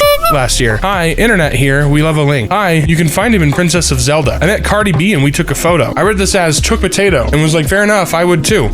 What's something small that can completely destroy your ego? People younger than me achieving more than me, no matter how small it is. It works all the time. My peeps. People disapproving of me on Reddit. Even if it's a single person and nobody else acknowledges me. I acknowledge you. Getting not so subtly insulted by little kids. They just say whatever the hell they want, don't they? Little shits. Why do you have buttons on your face? Because I love putting them on, obviously, Timmy. Having a bad day and then dying in a video game. I feel you, bro. People who had little fancy mustaches tattooed on the side of their fingers. How are you doing now? Not that well, TBH. My daughter knows someone who has one tattooed on the wrong side of their finger, so they have to awkwardly turn their wrist around, be backward to flash their little handlebar stash. Hopefully most folks are doing better than that, genius. Kinda peaked shortly after the tattoo, not gonna lie, but can still kinda ride the wave when people notice it. Fine. Haha, this is very 2010s, OMG, ha ha ha ha. Not sure who is downvoting this. It's definitely 2010s and should have stayed there. What is inside a black hole? A whole lot of black. Sorry. The singularity at the center of a black hole is the ultimate no man's land. A place where matter is compressed down to an infinitely tiny point, and all conceptions of time and space completely break down, and it doesn't really exist. Black hole. Everything and nothing at all at the same time. Bookshelves. A big ball of rubber bands. GTA 6. What scientifically proven thing scares the living out of you? This Wikipedia page. Wikipedia.org/wiki/timeline of the far future. The scale of the universe. Though it's not scary in the sense I'm frightened by it, but I'm scared into submitting to its insane level of bigness. Scared to silent awe where my mind crumbles at trying to fathom it in any relatable way and coming up empty. Wormholes. Is that scientifically proven? We have not found one yet. However, if they do not exist, many fundamental facts would be unproven. Locked-in syndrome. It scares the out of me. There are serial killers walking around, and it could be someone you see every day. Very scary. I read somewhere that the average person has walked past something like 30 murderers in their life. If you could have any minor superpower, like automatically cleaning your house, changing the color of your shirt at will, etc., what power would you pick? Power to clean my house would be really nice. I wish I had power to be infinitely funny. Automatically cleaning the house would be sweet. Being able to instantly clean my whole body at will. So like shower, brush teeth, floss, etc., but like instantly so you don't have to do anything. If it includes pooping, I'm in. Being able to fast forward in time at will. Like when I have to wait in line at the supermarket checkout, or at the dentist office, or when having to watch ads before a YouTube video. Isn't that the pitch for an Adam Sandler movie? Yeah, the worst Adam Sandler movie of all time. Teleport the contents of my bowels and bladder in my enemy's AC system. That's just vile. Power to cook anything instantly. What things piss you off more than they should? Loud chewers. Folks blocking my driveway. I will fucking burn your house down if you block my driveway. I mean, I will politely ask the infringing party to kindly relocate their vehicle. Hides gas can. Barky, jumpy, hyperactive dogs. Far away from me. Thanks. Hey, leave my dog alone. He's just vibing. Wet socks. I don't ever want to see wet socks in anything, ever. I hate them so much. Just people breathing in general. Like, just stop what you're doing. Kneecaps. I don't know why. Kneecaps. Hey, I've got kneecaps, bucko. Your kneecaps. Internet acronyms. Things like lol and over and Dude, just speak normally, please. Who has the most punchable face on the planet? Chris Pratt does. Absolutely. I would do it in a heartbeat. Josh Duggar. He's the scum of the earth. I second this. I third this. I fourth this. Putin. My mom instantly said Mark Zuckerberg. That's because his face looks like it was made with parts sourced from several other faces. Will Smith. He always looks so smug. Chris Rock. Slapped. Damn. What's Where Are They Now segment you'd watch? Cast of Supernatural. Rob Schneider. That one Austrian artist. I wonder where he is now. Serial killer victims. Where are they now? Still dead. 17-year-old cashier here. What is the right way to deal with a Karen? You get the manager because she's about to request him or her anyway. You don't. Let them make an ass of themselves. In Scotland, we tell them to get to ya shriveled ol' up hag. Seems to do the trick. Murder. Don't murder people. With fire, there is no problem that enough fire won't fix. Okay, maybe we all have superpowers that are just mundane. What's yours? I can keep my drink chilled at all times. Being confidently incorrect about everything all the time. I can intentionally make my legs go numb by barely flexing my muscles. I can find the slowest moving car in any lane of traffic. My superpower is staying up late then wondering why I'm always tired. What's your best she or he's a 10, but experience. She's a 10, but IQ. He's a 10, but he's a philosophy major. She's a 10, but she preferred a 70 to 30 milk to cereal ratio. That's not cereal, that's soup, damn it. It should be 70 to 30 cereal to soup. Cereal to milk. She works for EA. She's a 10, but she wipes back to front. What is normal at 3 p.m., but terrifying at 3 a.m.? Car pulling into your driveway. A kid's toy going off in a random room. My kids used to have a book that, when open, played nursery rhymes. It turns out that when the battery is running low, the book does two things. It plays the tune even while closed. It plays the tune really slow and in a lower pitch. You can see where this is going, right? Middle of the night, me and my husband are woken by Twinkle, twinkle, little star being croaked at us from under our toddler's bed. The sound of an ice cream van. No thank you. Phone call from parents or relatives. Child laughing. There's nothing more precious than a child's laughter, unless it's 3 in the morning and you don't have kids. House sounds. During the day, if the house creaks or whatever, who cares? If it's night, holy demon in the darkness. Pile of clothes in my room. Looking in your bathroom mirror. You're home alone and suddenly hear footsteps. What do? Probably the ghost again. The dogs let me know if it's actually people. Goddamn ghosts disturbing my peaceful, quiet evenings. Make louder footsteps and see what they do. I picture them copying you and it turns into a full dance-off session. Home Invasion, the musical. I live in an apartment. I'd get more scared if I suddenly stopped hearing footsteps. Ask them if they've seen the remote. Nothing. It's just the ghost. What's the ghost name? Daryl. Daryl, what is the most idiotic thing you have ever heard? I met a girl who tried to warn me about drinking water that had been boiled because she said you boiled away the hydration and you'd still die of thirst if you drank just that. A couple arguing over why salt and sugar are the same color. After a while, they agreed that they both taste different but look the same due to the way it's processed and left cafe contented. Wait, sundials actually existed? I thought that before clocks people just told time using a freckle past a hair. On a flight, my sister called for a window opening out of panic since she was feeling really hot. Passenger opposite from her lost it and it made his day. I saw Sausage Party a few years ago when it was in theaters with a group of friends, and one of them comments completely serious after the movie with, if you take out the swearing, it would be okay for kids to watch it. Which unconventionally attractive celebrity do you have a crush on? Me is the correct answer here. I am a nano celebrity, narrating stuff for a YouTube channel. I'm watching more of Jesse Plemons stuff outside of Breaking Bad, and I find him so attractive, TBH. Rami Malek. Funny looking dude, but damn, he's fine. Why the f*** is Danny DeVito not on the top? Probably because he's an old, small man. Jonah Hill. Chubby guys are cute, and he looks good after losing weight too. Also, he directed mid-90s, which is brilliant. So I'm a little bit in love with his mind too. Jermaine Clement. I would climb that Maury like a tree. What's happening regularly today that would horrify a person 100 years ago? Literally any of the clothing being worn. Tinder and hookup culture. Passenger flights at 33,000 feet. The knees and shoulders being out and about. So inappropriate and so suggestive. iPad kids. Those weird, probably AI-generated YouTube videos targeted towards kids. Those horrify me. What's your favorite movie? Describe it in the worst way possible. Fat man leaves a monastery to wear a mask and tight pants to wrestle people with a skinny homeless friend. Nacho Libre. One-handed time-traveling department store clerk has to kill a demons and find an old book. An archaeologist wants to find a chest full of sand before some far-right Germans do it for him. That's Indiana Jones and Raiders of the Lost Ark, right? Austrian dude looks for someone. I got no idea. A ghost of a dead guy talks to a kid who can see dead people and forget that first part. Sixth Sense? Two teenagers meet on a ship and fall in love in a couple of days that they both are ready to die for each other. Titanic? Some plastic bricks try not to get stuck together. They both succeed and fail. What? What is the best Disney movie? Emperor's New Groove? Lion King 1994?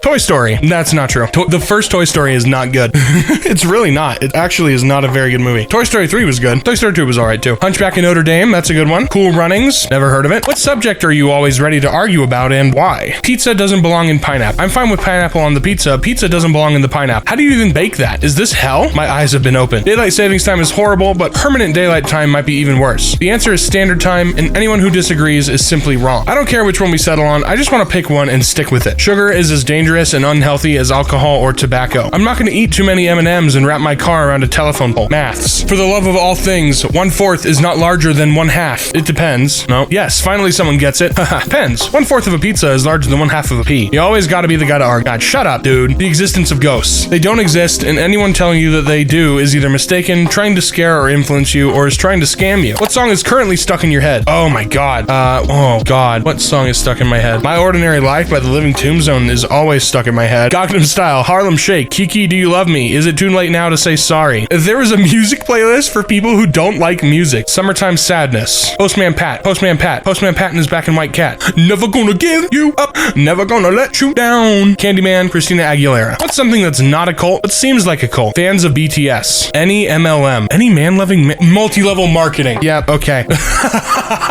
Oh my god. I would argue that a lot of MLMs are a cult. CrossFit. First rule of CrossFit CrossFit is to tell everyone in the world that you do CrossFit. People who buy only Apple products or devices. Listen, I love the iPhone. I love iPhones, but I will never buy like a MacBook, iMac, or whatever they're called. Never. Vegans. Groups of friends in high school. What are some crazy but real facts that could save your life? If you find yourself stranded in a desert, ration sweat, not water. Of course, don't drink all of your water in one go, but the rate at which you'll dehydrate and overheat if exerting yourself, example, walking/hiking too fast or climbing over obstacles in the heat of the day, will kill you much quicker. Many people are found dead with water, which is terrifying. If you're choking, don't get embarrassed. Don't go to the bathroom. Don't walk away from people. I've seen a couple people nearly die because they were panicking and walked away from the dinner tables and such while choking. Do the universal sign for choking with both your hands on your neck and most people will get the message. If you drive after being awake for 24 hours, your response times are impaired, the equivalent of somebody just over the drunk driving limit. Not too crazy, but if someone is acting drunk but didn't have any alcohol, ask them to smile. If one side of their mouth is down, take them to a doctor because they are having or will have a stroke. A motorcycle helmet is stronger than a skull. Yeah, any bike helmet is stronger than a skull, I'd imagine. You can hold a plastic bag around a willow tree branch with leaves and it will start condensating drinkable water in the bag. When caught in a rip at the beach, just swim slowly along the beach, parallel to the shore until you feel the pull ease up, then swim towards the shore. Drink vodka if you get antifreeze in your system. Better question, how are you getting antifreeze in your body at all? What is something you know about your parents that you shouldn't know? As a teenager, I moved in with my mom after not living with her for most of my life and fighting to be a part of hers. One night, I heard her and my stepdad talking about how the only reason they let me live there was for the tax credits and child support. Jesus. Yeah, parents can be a little crazy. As a kid, I saw an old family tree that showed my mom had 3 babies, all different dads, whom she gave up for adoption before meeting my dad. I didn't say shit, and she didn't admit it to me until about 10 years afterwards, that they definitely should have married other people. Yeah, I know that one. When I moved to Colorado with my mom, I convinced her to smoke some weed with me. She giggled a lot, laughed at cartoons with me, demanded Magic Shell with her ice cream, and then proceeded to tell me my father was a gay man who cheated on her multiple times with men during their marriage, including while she was pregnant with me. Whoa, now that is a magic bombshell. Oh. As a young kid, I overheard my parents screaming in another room about what age I was when my dad left us. Mom said 3 months. Dad said 3 years. I didn't know he left at all. At least he came back? Must have been a long line in the milk store. They have a schedule and I have to sleep through it. Their schedule should also be your schedule to do something outside of the house. Yeah, if you know what they're doing, then get out. Like, leave. My dad was part of a cartel and was investigated by the DEA. Don't lie to me, Walt, you sussy baka. My dad and stepmom are cousins. Banjo noises intensifies. Yeah! What would you not do even with a gun pointed at your head? Go to the secondary location. If they're willing to murder me in the street, then what they're willing to do in a prepared, private location is going to be infinitely worse. If you really want to shoot me, you're gonna have to do it in public. I wouldn't try the disarming moves from TikTok. Yeah, those are it's how you get instantly blasted. Put the barrel in my mouth and raise my eyebrows up and down really quick in a suggestive manner. I would also refrain from doing this. Dig my own grave. I see that shit on movies all the time and I think, if that was me, I'd say, get f***ed. Dig the bastard yourself. I mean, they gonna kill me anyways, right? If I'm digging, get shot. Yeah, but you don't have control over that situation, buddy. Like, come on. I'll tell you what I would do. I'd slowly turn my head to the gun and slowly lick it before sucking on it, so then the person had 2 other problems to deal with. Is the other problem you turned them on? What?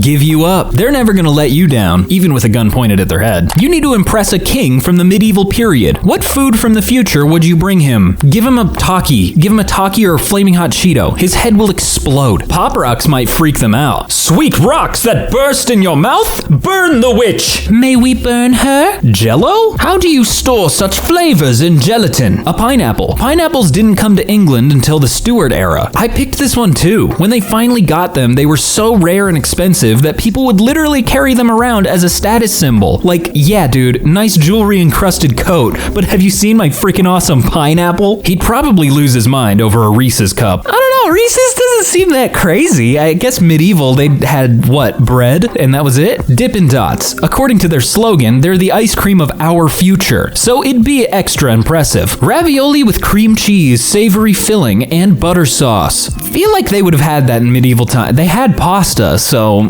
A deep fried Snickers ball. What are you talking about? Ew.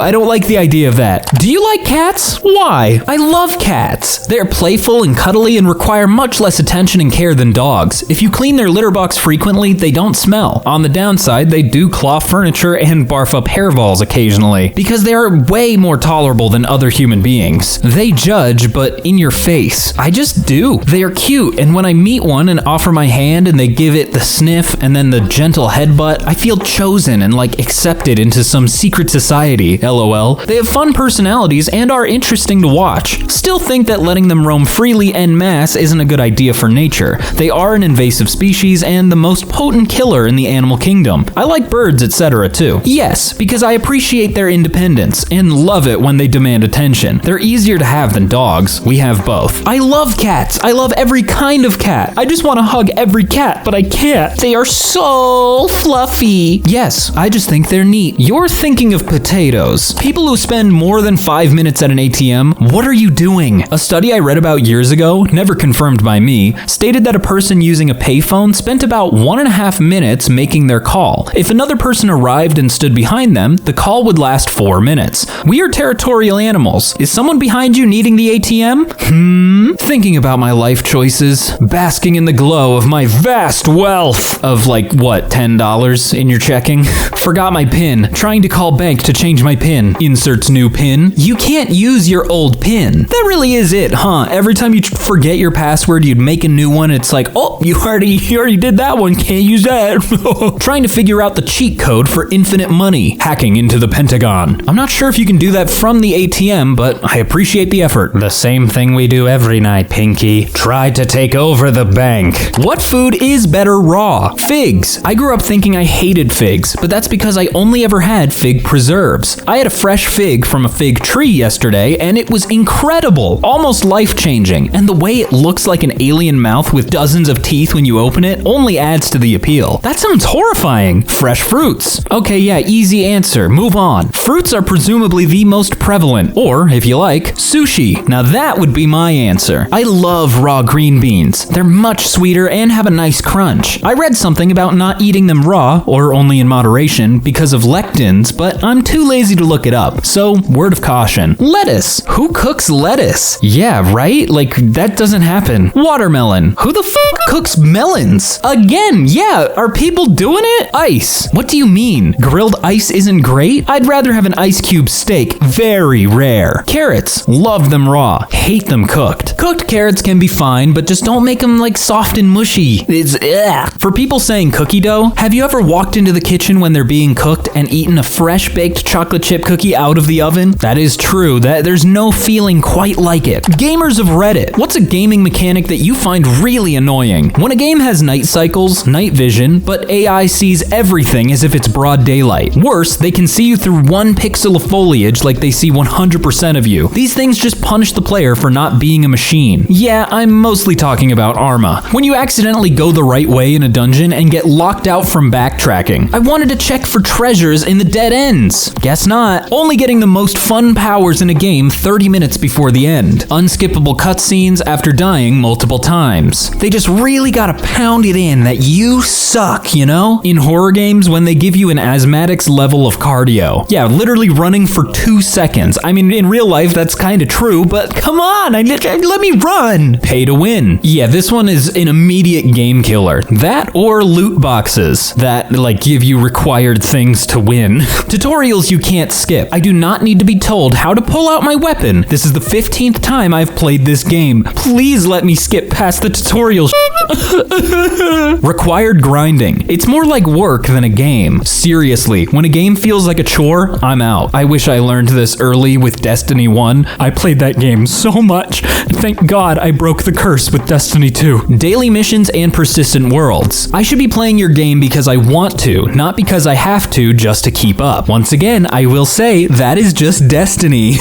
What illness do you think you have but aren't willing to get it checked? stupid guy syndrome, that's me. Probably depression. After 40 plus years, I finally got treated for anxiety and a mild case of depression. I feel better than I have in years. It was rough at first, but now I'm in a much better space. I'm always stupid cold, hands and feet especially. Same. It wasn't until my hairdresser said to get my iron tested that I learned that I was dangerously anemic. I already know for a fact I have OCD/hoarding issues, but I don't have the money or time to deal with it. And honestly, it's not a huge problem right now. But I shit you not. Watch the show Monk and just imagine the main character is a black guy in Detroit and you know me backwards and forwards. Sorry about your wife. I'm always tired. It doesn't matter how much sleep I get, how much coffee or caffeine I have, really anything. I'm just tired all the damn time. Me too. But I'm too stupid to go see a doctor, so oh well. Skin cancer. Fair skin. Australia. More than a few sunburns in my youth. There's no way I don't have one, but the idea of stripping off while a doctor checks every last bit of my skin is just way too bloody overwhelming. My boyfriend says I smell like diabetes. His dad had it undiagnosed for years and had a strong smell before he finally got it managed. I'm in survival mode in life right now and cannot possibly handle another thing. Smells like diabetes? That's such a weird thing to say unprovoked. OCD. The crippling fear I get if I don't brush my teeth before bed that day, tomorrow will be ruined. Why I always grow my nail a little longer, only in my ring finger, because one time I cut it short, I did badly in an exam when I was 14. I am 32 now and still carry that. What deep secret you don't mind telling to internet stranger, but not your family/friend? Seriously, am I having a stroke? Like, the past few things have been horrible grammar. I wish my entire life was different other than having my wife. I hate everything about my life and myself. My wife is the only reason I keep going. I'm perpetually afraid I'll end up alone.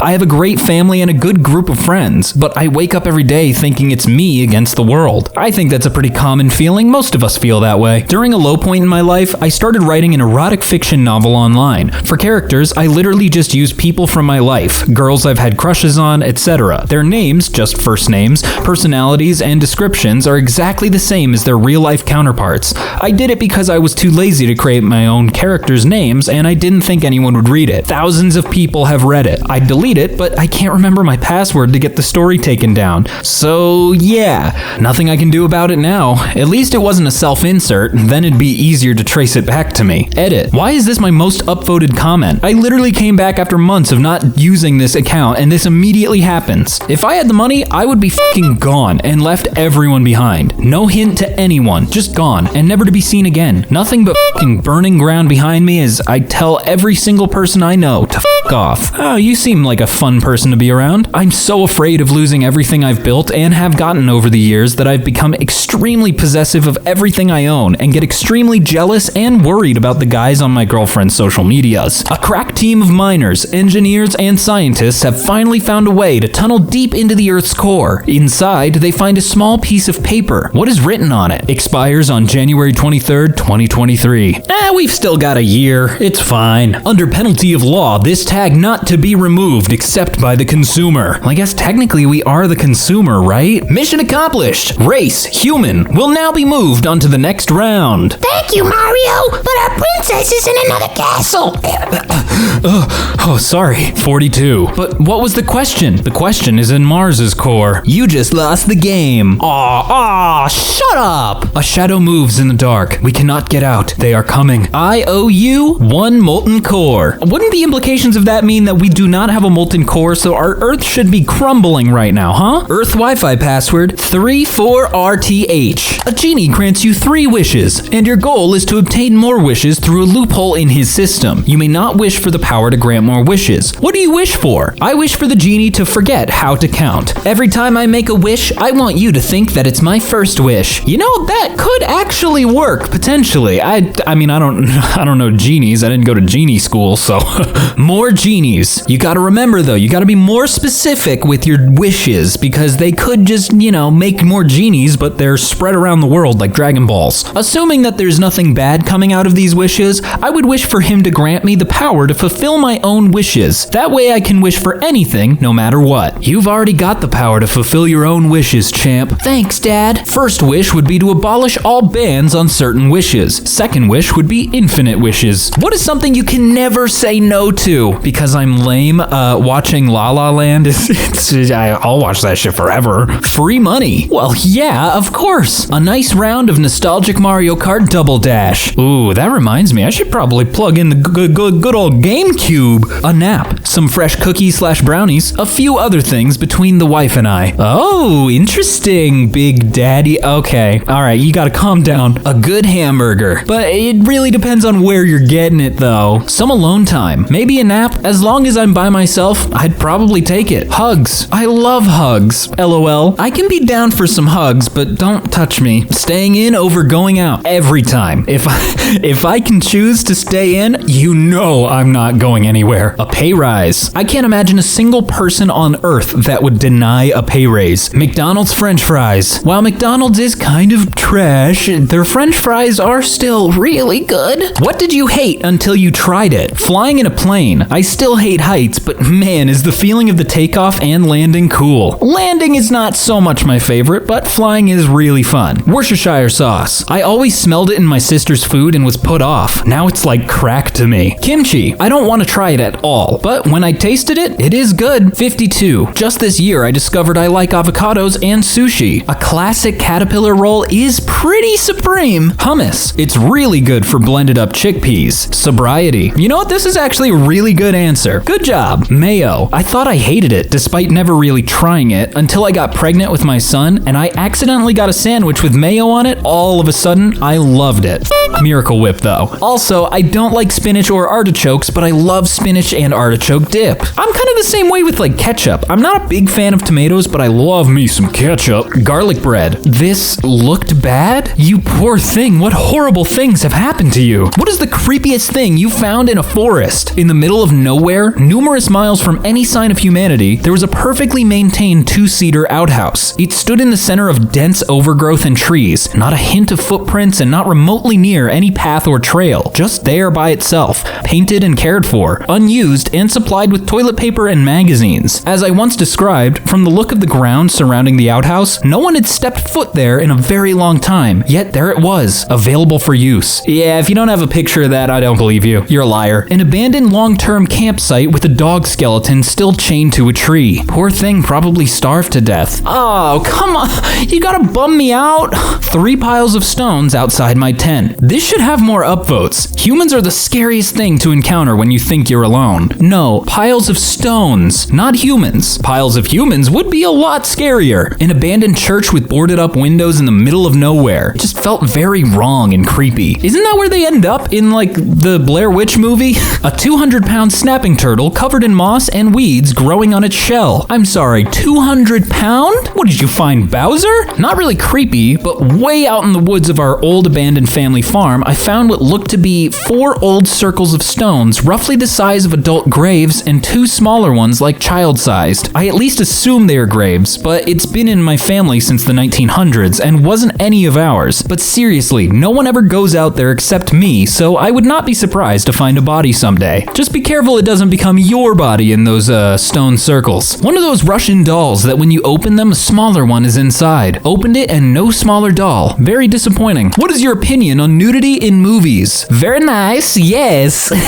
I always wear pants at the movies. I encourage others to do the same. When I was in my teens, I kinda lived for it. Now, whatever. If it's there, it's there. Yeah, been there, done that, seen enough. On one hand, I think nudity in movies is not needed at all, and it takes away from the story. On the other hand is lotion. Oh, disgusting! Come on! Oh no, that's horrible. Which movie? This funny movie called The Human Centipede. Context matters. If it does serve the story, then sure. If it's just blatant 2 people going at it, getting dirty, yeah, sure, that's fine too sometimes. I'm a big plotline person. Most of the time, it's completely unrelated to the story. I find that annoying. I don't understand why you can show a man's ass in PG-13, but if it's a woman, it's R. My only thoughts on that matter. Yeah, there are still some weird double standards, I guess, if that's technically the right use of that word. People get way too offended about nudity. The human body is a beautiful thing. It doesn't serve the story. Not everything has to. Okay, but you're just kind of though. Like, we know that. What have you spent 10,000 hours on and not mastered? How would I know? We don't have, like, game time trackers like Steam has for video games in real life. Sleeping. Okay, sure, yeah, that's a fair one. Talking to people. All right, you got me again. Parenthood. That's just about 14 months for anyone wondering. Imagine being a perfect parent after 14 months. Impossible. Undoable. I'm still a very average guitar player after 40 years of playing. Life. Spent a lot more than 10,000 hours and still keep f***ing it up. Facts. The algorithm keeps changing. Eating. I'm in my 30s and still manage to get food all over me when I eat. Well, that's because it's supposed to go in your mouth, silly. I solved the problem for you. Reading. Don't get me wrong, I love it and read quite a lot, but I'm still a very slow reader and my retention level is mediocre. Yeah, I have terrible retention. I do not remember anything that I've read on here. Trying to decipher whether they're flirting with me or just being nice when I'm talking to anyone. What's the best thing your therapist ever said to you? Oh, mine once told me that I'm completely alone, so that was a fun thing to learn at 12 years old. I don't think you need me anymore. You're too crazy for me. That second one isn't great. You don't have to shield yourself from what people say about you. Just examine whether it's true or not. If it's true, you know what needs changing. If it's not, you can discard it painlessly. I needed this one. That is actually some solid advice, I think, that I'm not responsible for other people's feelings in most circumstances. Their emotions are their own. Mine is the flip of this. Other people aren't responsible for my feelings. Nobody makes me feel a certain way. They might do something to trigger, but ultimately, they're my feelings and I am responsible for them. I told her I hated myself right now because I don't even recognize myself anymore. She just looked at me with such sincerity and said, I recognize you. She told me I'm still me. I'm just responding to trauma. She made me feel heard and understood without being judged or making me feel crazy. The goal isn't to make the past okay. It's already messed up. It's to be able to live the future as well as you can. Acceptance is giving up all hope of a better past. That's actually a really interesting way of thinking about it. Hate is the poison you drink to hurt someone else. Perfection is the enemy of good, and even if you achieve perfection, you won't believe it. Instead, you will probably believe your idea of perfection was wrong because you think so low of yourself. It is something you could never attain. These erroneous beliefs are a trap. They trap you into making choices that reinforce the belief and keep causing the same pain. You sure your therapist isn't a wise old Chinese monk from the medieval ages? Yeah, a little too proverby for me. People who posted in r/AITA and discovered they are the A, how did that affect your situation? Delete post, rewrite, twist story, more until NTA. I usually just see them responding to the few NTA responses for validation and ignoring the overwhelming YTA responses. Sort by controversial and you'll see that most people when called will just get really defensive. I end up bringing up the post to my girl and told her I was really sorry because I didn't know I was being an asshole. LOL. Now you see, Shrimp here actually did some growth. Congratulations. I said, well, then remove my post. Big reality check there, fellas. Those people aren't going to show up for this one. I mean, we've got a few of them. It caused me to think more about how I react to things and also to reveal that I never want to be in that situation again. Weird how they never accept that they are an asshole but try to defend their actions. Like the one where a lady didn't allow his little brother to attend her wedding because it was child-free. The brother was 15, but allowed her little sister, 17, to come. My favorite is when they come back with, you just don't understand the situation. Okay, explain it better then. What is the worst song to play at a funeral? Party rock anthem? Highway to Hell. Nah, that's appropriate. Pop Goes the Weasel. Only if they had a heart attack. Another one bites the dust by Queen. Last year, unbeknownst to me, my neighbor died and the family were having the wake in her garden. I was working from home and playing this song on bass quite loudly with the windows open. Fortunately, they found it funny, but I was mortified when they told me. Staying alive? Yeah, that's a real read the room situation.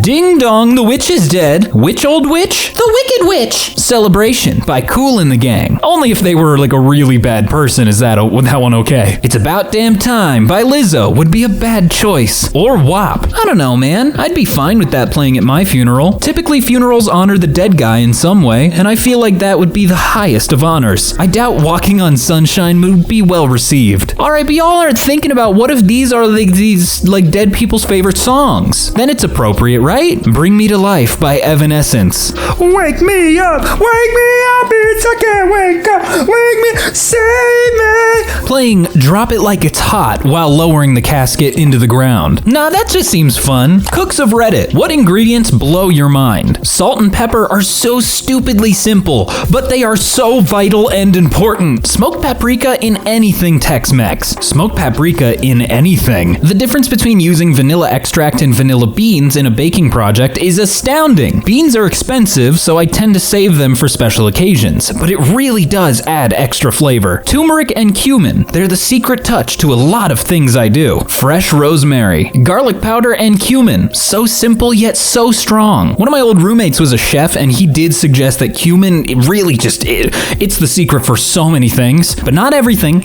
Not everything. Onion, you can eat it raw in a burger or dice it up for hot dogs and nachos. You can grill them, fry them, roast them, caramelize them. So versatile. What's going on inside of your head right now? An anxious cycle of what I need to do tomorrow. Well, when you're done, use a base, not an acid, to dissolve the body. Thinking of that one person that all of a sudden stopped talking to me. Day 5, still thinking about her. Week 4 here. Where did it all go wrong?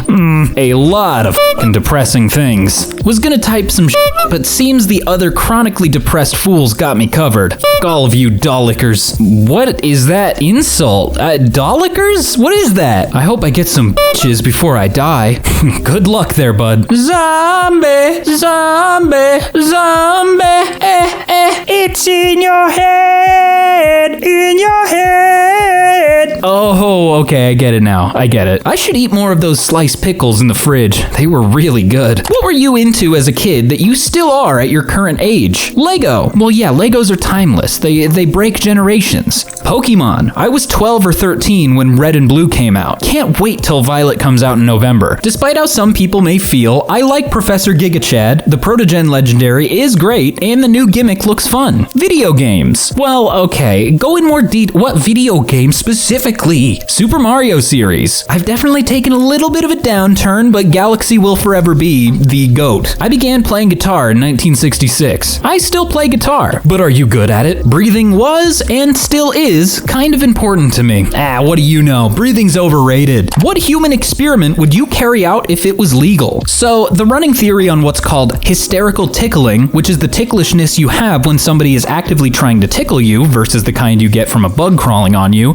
is that it's an instinct to promote combat training in young children. The locations that people tend to be ticklish in tends to correlate with the same spots you'd want to target if you were trying to fight somebody. The neck, the flanks, the back, the bottoms of feet. The tickler gets practice striking those locations and gets encouraged by the laughing of the ticklee, while the ticklee gets practice defending against it. I'd like to see an experiment to determine if there is a correlation between ticklishness and empathy/violence. The easiest way to test this would be to experiment on violent criminals, but I don't see them as a group who would volunteer to take part in such an experiment. I would really like to know how many toddlers I could overcome in a gymnasium fight. Oh, easy. Battle of Helm's Deep, but with toddlers? Easy. Ever seen IQ? Lock a man in a room with no clock and no natural lighting and see how long it takes for him to go crazy and back sane again. What's IQ? It's a film, a romantic comedy. I think this scenario plays out on screen. IIRC, the main character dude sneaks him a watch and all is well. I'd lock 5 people each with completely different extreme political views in a room together and give them everything they could ever need except things that can hurt them. Just gonna watch what happens. Everything's a weapon if you try hard enough. Lock a man and a tin of tuna in a room with no can opener. See how long it takes him to open it. That one could be interesting. See if man can remember how to be innovative, ingenuitive, whatever. Cavemen. A bunch of babies are put in a closed off area and shut off from the outside world, and they spend their lives from 0 to 20 in this building, and to see what they do, how a language develops, their building skills, their laws and punishments, how they react to puberty, and whether or not they figure out how to reproduce. What if you put one other person there to feed them, but they weren't allowed to do anything else? They go in, feed the babies, and leave. And like some animals, after they are old enough to not drink milk, they leaving the babies with rations they could use until they figured out how to hunt. Alright, breaking out of the scenario, I hate you, Nicole. Use punctuation next time. Please. Have politicians live on basic wage for a month, then get them to do a budget for their community. I am very interested to see how this one would play out, because good lord, they are so detached from regular people. Start over with an island of diverse people with no knowledge of our current world issues. See if the issues would repeat themselves. See if our issues are biologically hardwired. What is never in your junk drawer when you need it? Oh, for me, it's scissors. I know I keep them in there, but every time I look, they're gone. Working batteries. Oh, you know what? Actually, those two. For me, it's the tape. Someone always takes the goddamn tape and never returns it. Scissors.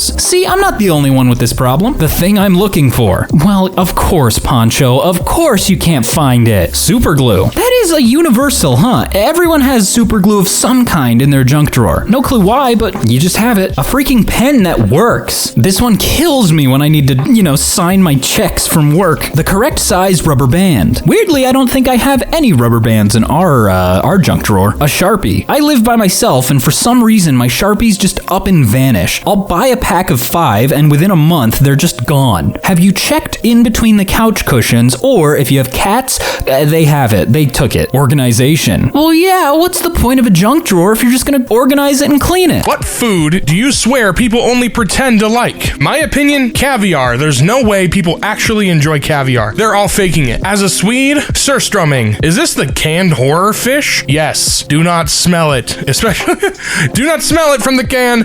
It's disgusting. Chitterlings. What the hell is that? My mom-in-law made some at my house, and it smelled like a grown man shitted all over the home and walls. Once upon a time, I swore that salted licorice was the most vile thing ever to have graced our fair planet. However, about a year ago, my wife made me try some, and much to my surprise, I liked it. The meals I prepare for them, hakarl. I can't imagine someone coming in from a long day of work and tucking into a plate of fishy-smelling, ammonia-flavored, chewy shark chunks. They make you smell like a bait camp for the rest of the evening. It seems like a survival food. You will stay alive if you eat it, but it's not appealing to me. If you're Icelandic, please help me understand why this is a thing. Fondant on, wedding cakes. What's wrong with fondant? What? Okay. I mean, it's just sugar. Gold leaf. Need I say more? Gold leaf doesn't taste like anything. It's not even a food. It's just a top. It's a decorative thing. I don't think it even has a flavor. I like a lot of stuff people are shitting on in here, but I am in my 30s, so I think taste changes as you get older. Love me some cheese that smells of feet, anchovies on pizza, and coffee strong enough that I see through time. I used to go crazy for gummies, especially the sour ones. Now I find sweet things a bit meh. I can take or leave it, but you'll have to prise a stinky cheese board out of my cold dead hands. Am dying inside. After scrolling through this thread, I'm just starting to think there's something wrong with me because people are hating on a lot of my favorite foods. Just waiting now for someone to say licorice. Circus peanuts. There's no way people are actually out there enjoying those things, but enough people pretend to keep them in business. Tripe. The smell of it makes me gag. My dad loves it because his dad loved it. The buck stops here, tripe. How the f can you like milk and water mixed? Show me some waterless milk. Defending celery with my life right now. I eat celery sticks on their own. I like the crunch too. What's your story about the one that got away? That turned out to be a gigantic bullet dodged. Was always curious what became of my high school girlfriend, aka the girl that tolerated my presence in high school and made out with me a couple of times, so I stalked her a bit on Facebook. Turns out she's happily married to some lady with a house in the country and like 1 billion dogs. So clearly this would not have worked out as I'm allergic to dogs. Talked to a girl over text for a while that I was attracted to, but it never really went anywhere. A couple of years later to see a news article that she was arrested for domestic terrorism for conspiring to plant bombs at her workplace. What? They found fan art of her favorite serial killer at her home and discovered that she had been sending mail to him in jail through a full-on undercover FBI investigation. She tried to stab the next guy she wound up with and did a little jail time, came out an addict and proceeded to destroy herself. On a positive note, she's good now, but if I see her coming down the street, I'm crossing the damn street. I've told this story before in another post. Anyway, I was engaged to this guy who was apparently engaged to this other girl too. I dumped him, of course, and they got married. He strangled her to death. Oh my god. Yeah, dodging a bullet is an understatement. You dodged an entire barrel. I was dating a guy a few months ago that was the sweetest person ever. 10 out of 10 in every single way. He just got arrested for murdering 2 people. Jesus. Again, call you Jumpman because you be dodging barrels. Oh my god. My secondary school girlfriend got pregnant with the next boy she dated straight after we broke up. They were both 12 at the same time. So was I, by the way. No noncing going around here. Well, good. Glad you're not a nonce. He who has a beard. Thank you. She had a boyfriend who was always a d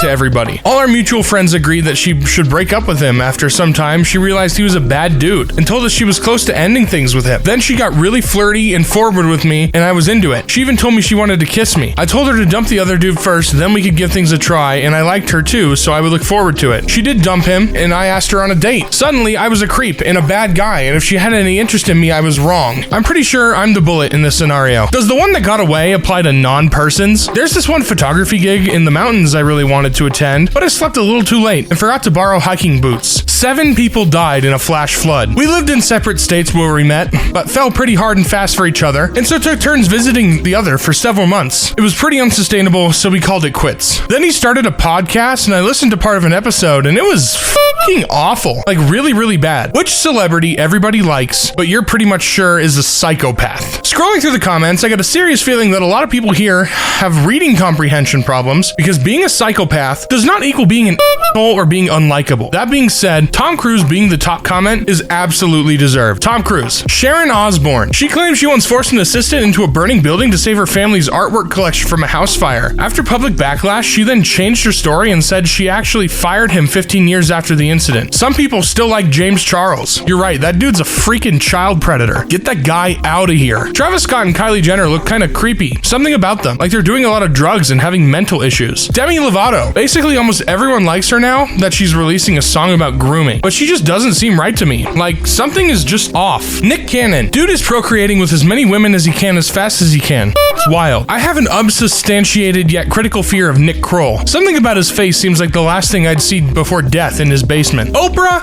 King Winfrey. Lies through her teeth, gives money and backing to people who delight in torturing children, promotes pseudoscientific bullshit that endangers people's health. The list goes on. There's plenty of celebrities out there, but she's one of the few who gets my hackles up the second I see her. Jared Leto. I would have to say Elon Musk. Cara Delevingne. Madonna. I think she's just a narcissist. What's the lie we've been told by movies? Computer experts have access to data about everything. Detectives show there are only 800 laundromats in New Jersey owned by Buddhists, and only 200 of those have had a window through which the sun was visible at 8 o'clock in the morning on the 20th. Of those, only one got an order to clean 5 pairs of corduroy pants this month. We've got him. And the same IT guy who fixes your computer can hack into a bank, given 5 minutes or an hour. Everyone is good looking. Even the random background number 2 guy. You can be close to explosions and only suffer the bruises from being blown forward slightly. Going underwater. The ability to see plain as day, hold your breath for so long, and swim fast in heavy clothes, especially since the clothes absorb water. You can jump through a window and not get a single scratch. You can get a beating, get stabbed or shot, even break a leg, and be running shortly after catching your breath. In most movies, an eagle's call is actually replaced by a hawk, so your classic idea of an eagle cry being a sharp scream is completely inaccurate. In reality, their cries are very much like any typical bird of prey. Caw, caw, caw. Just higher pitched, more whistly, and overall powerful. Silencers make gunshots silent, and they lived happily ever after. Shrek said it best. Like that's ever gonna happen. I've commented it before, and I'll comment it again. Why did movies make us all think that fucking piranhas were gonna be like a huge problem? You can shoot 50 bullets out of an obvious 6-shooter. There is a perfect person out there for you, and you will know when you meet them because there will be fireworks, and your heart will soar, and everything will be perfect from that day forward. The truth is that you will get that heart-soaring fireworks sensation from lust as well, or even from a simple crush. Nobody's made for you. Nobody's perfect. Love requires work from both parties, and it's not always pretty. Women wake up in the morning like they just spent 3 hours at a beautician. That scientists are mostly nerdy dudes or a few hot young women. In reality, scientists, meaning people with PhDs with jobs as scientists, not just people with science majors, are pretty normal people and not particularly nerdy or sexy. How do you get over a pet's death? Just remind yourself that you gave them the best life that you possibly could, and they loved you endlessly. Death is natural and normal in this life. You were lucky enough to experience such a beautiful shared bond. Cherish it and look back on your friend with joy. Time. I mean, it's been 8 and 9 months for me because 2 of my dogs died a month apart, and I still sometimes get sad about them, but had to move on, you know? It's okay to cope, my man. It's okay to be sad. I'm trying to figure the same thing out. I lost my sweet girl last month and still dealing with missing her. Adopted a new cat, which helps a lot, but there are still those rough spells. You get a new pet and show that new pet the same love and care as the old pet because that is what old pet would want. This hurts. My puppy is only 3 months old, and I've already come to love him so much, and I fear the day he departs. You don't. Hurt is the price you pay for love. When you are sorrowful, look again in your heart, and you shall see that, in truth, you are weeping for that which has been your delight. Khalil Gibran. What film franchise do you think needs to stop? Fast and Furious, but they won't because they make so much money. It's really crazy how much money they make, but I've never met a single person who has seen every Fast and Furious movie. All of them. I'm tired of movies being franchised. Not everything needs to have 2 sequels and a reboot in 5 years. I just want new stories to come out, new concepts, new worlds. The current movie industry is so depressing. Well, it makes money, so, sorry.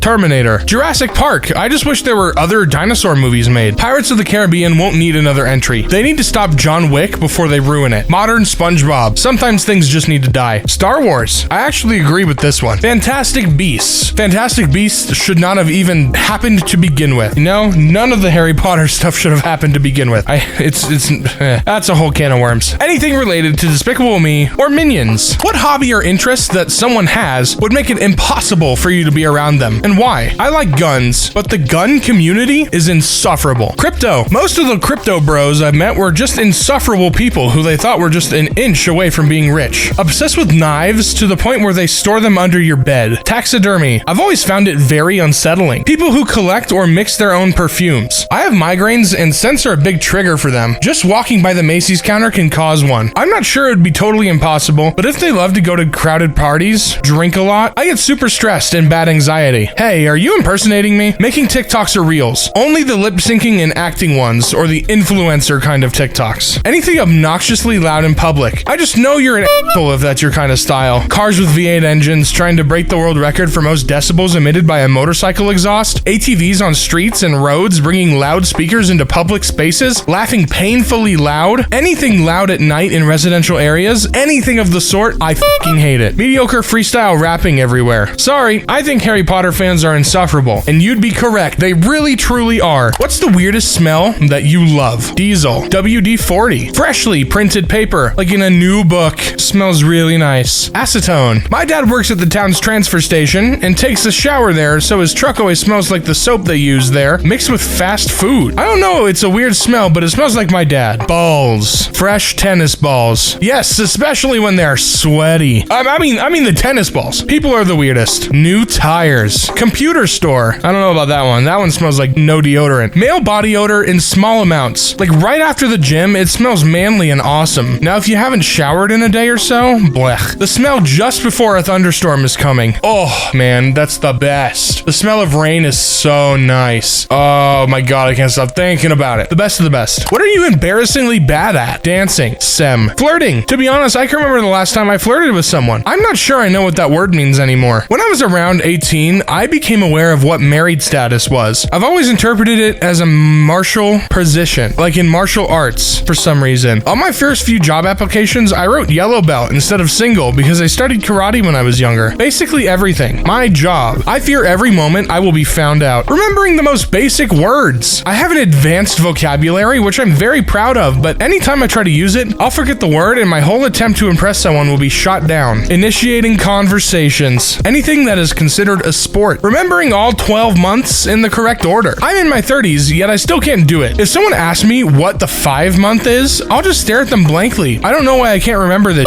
It should be easy. Sneezing. I try to hold it in and it comes out weird. Whistling. Does this make you sad? A bit. Adult stuff. I want to move from home, but have no idea how. Buttering bread. Is it because you keep your butter in the fridge? Likely the reason. There you go. Butter is already well preserved and keeps at room temperature for a decent time. Get yourself a butter dish with a lid and keep a stick out on your countertop table. Your butter will always be soft and spreadable. Took me a long time to figure that out. What is something that is easier to do than people think? Admitting you were wrong or apologizing. Yeah, if only people would figure that out. Being a good person. For some people it seems impossible. Changing a tire. That actually is true. I was so worried about changing my tires when I first got my flat, but my dad helped me with the first one and I got it right every time after that. Sit down to the piano, hold the sustain pedal, far right with your foot, then play around with the black keys. Someone will invariably mistake you for a pianist. Drive a manual car. Spend 15 minutes actually putting in effort and you'll be able to do it passively. Cram a major assignment the night before and get a good grade. Finding Nemo. Build a computer. If you can build a Lego set, you can build a computer. Googling stuff. My coworkers always approach me how to fix this and that. I just Google it. Play high-fast stuff on most instruments. Not saying instruments are easy to play, more that the stuff non-musical people, this is hard, is actually easy, and the harder stuff people aren't impressed by. Have you ever had to cut drywall? I was shocked how easy it is to do that. Thought you needed special tools like cutting wood. Nope. Just draw the line you want to cut, score the piece with a knife, don't even have to go all the way through, crack the sheet in half, folding it like a book, and then just use the knife to finish cutting through the paper. On the other side, super easy. Parallel park. I don't believe you. Making your girlfriend happy. Communication. Oddly specific, but something I've noticed is making bad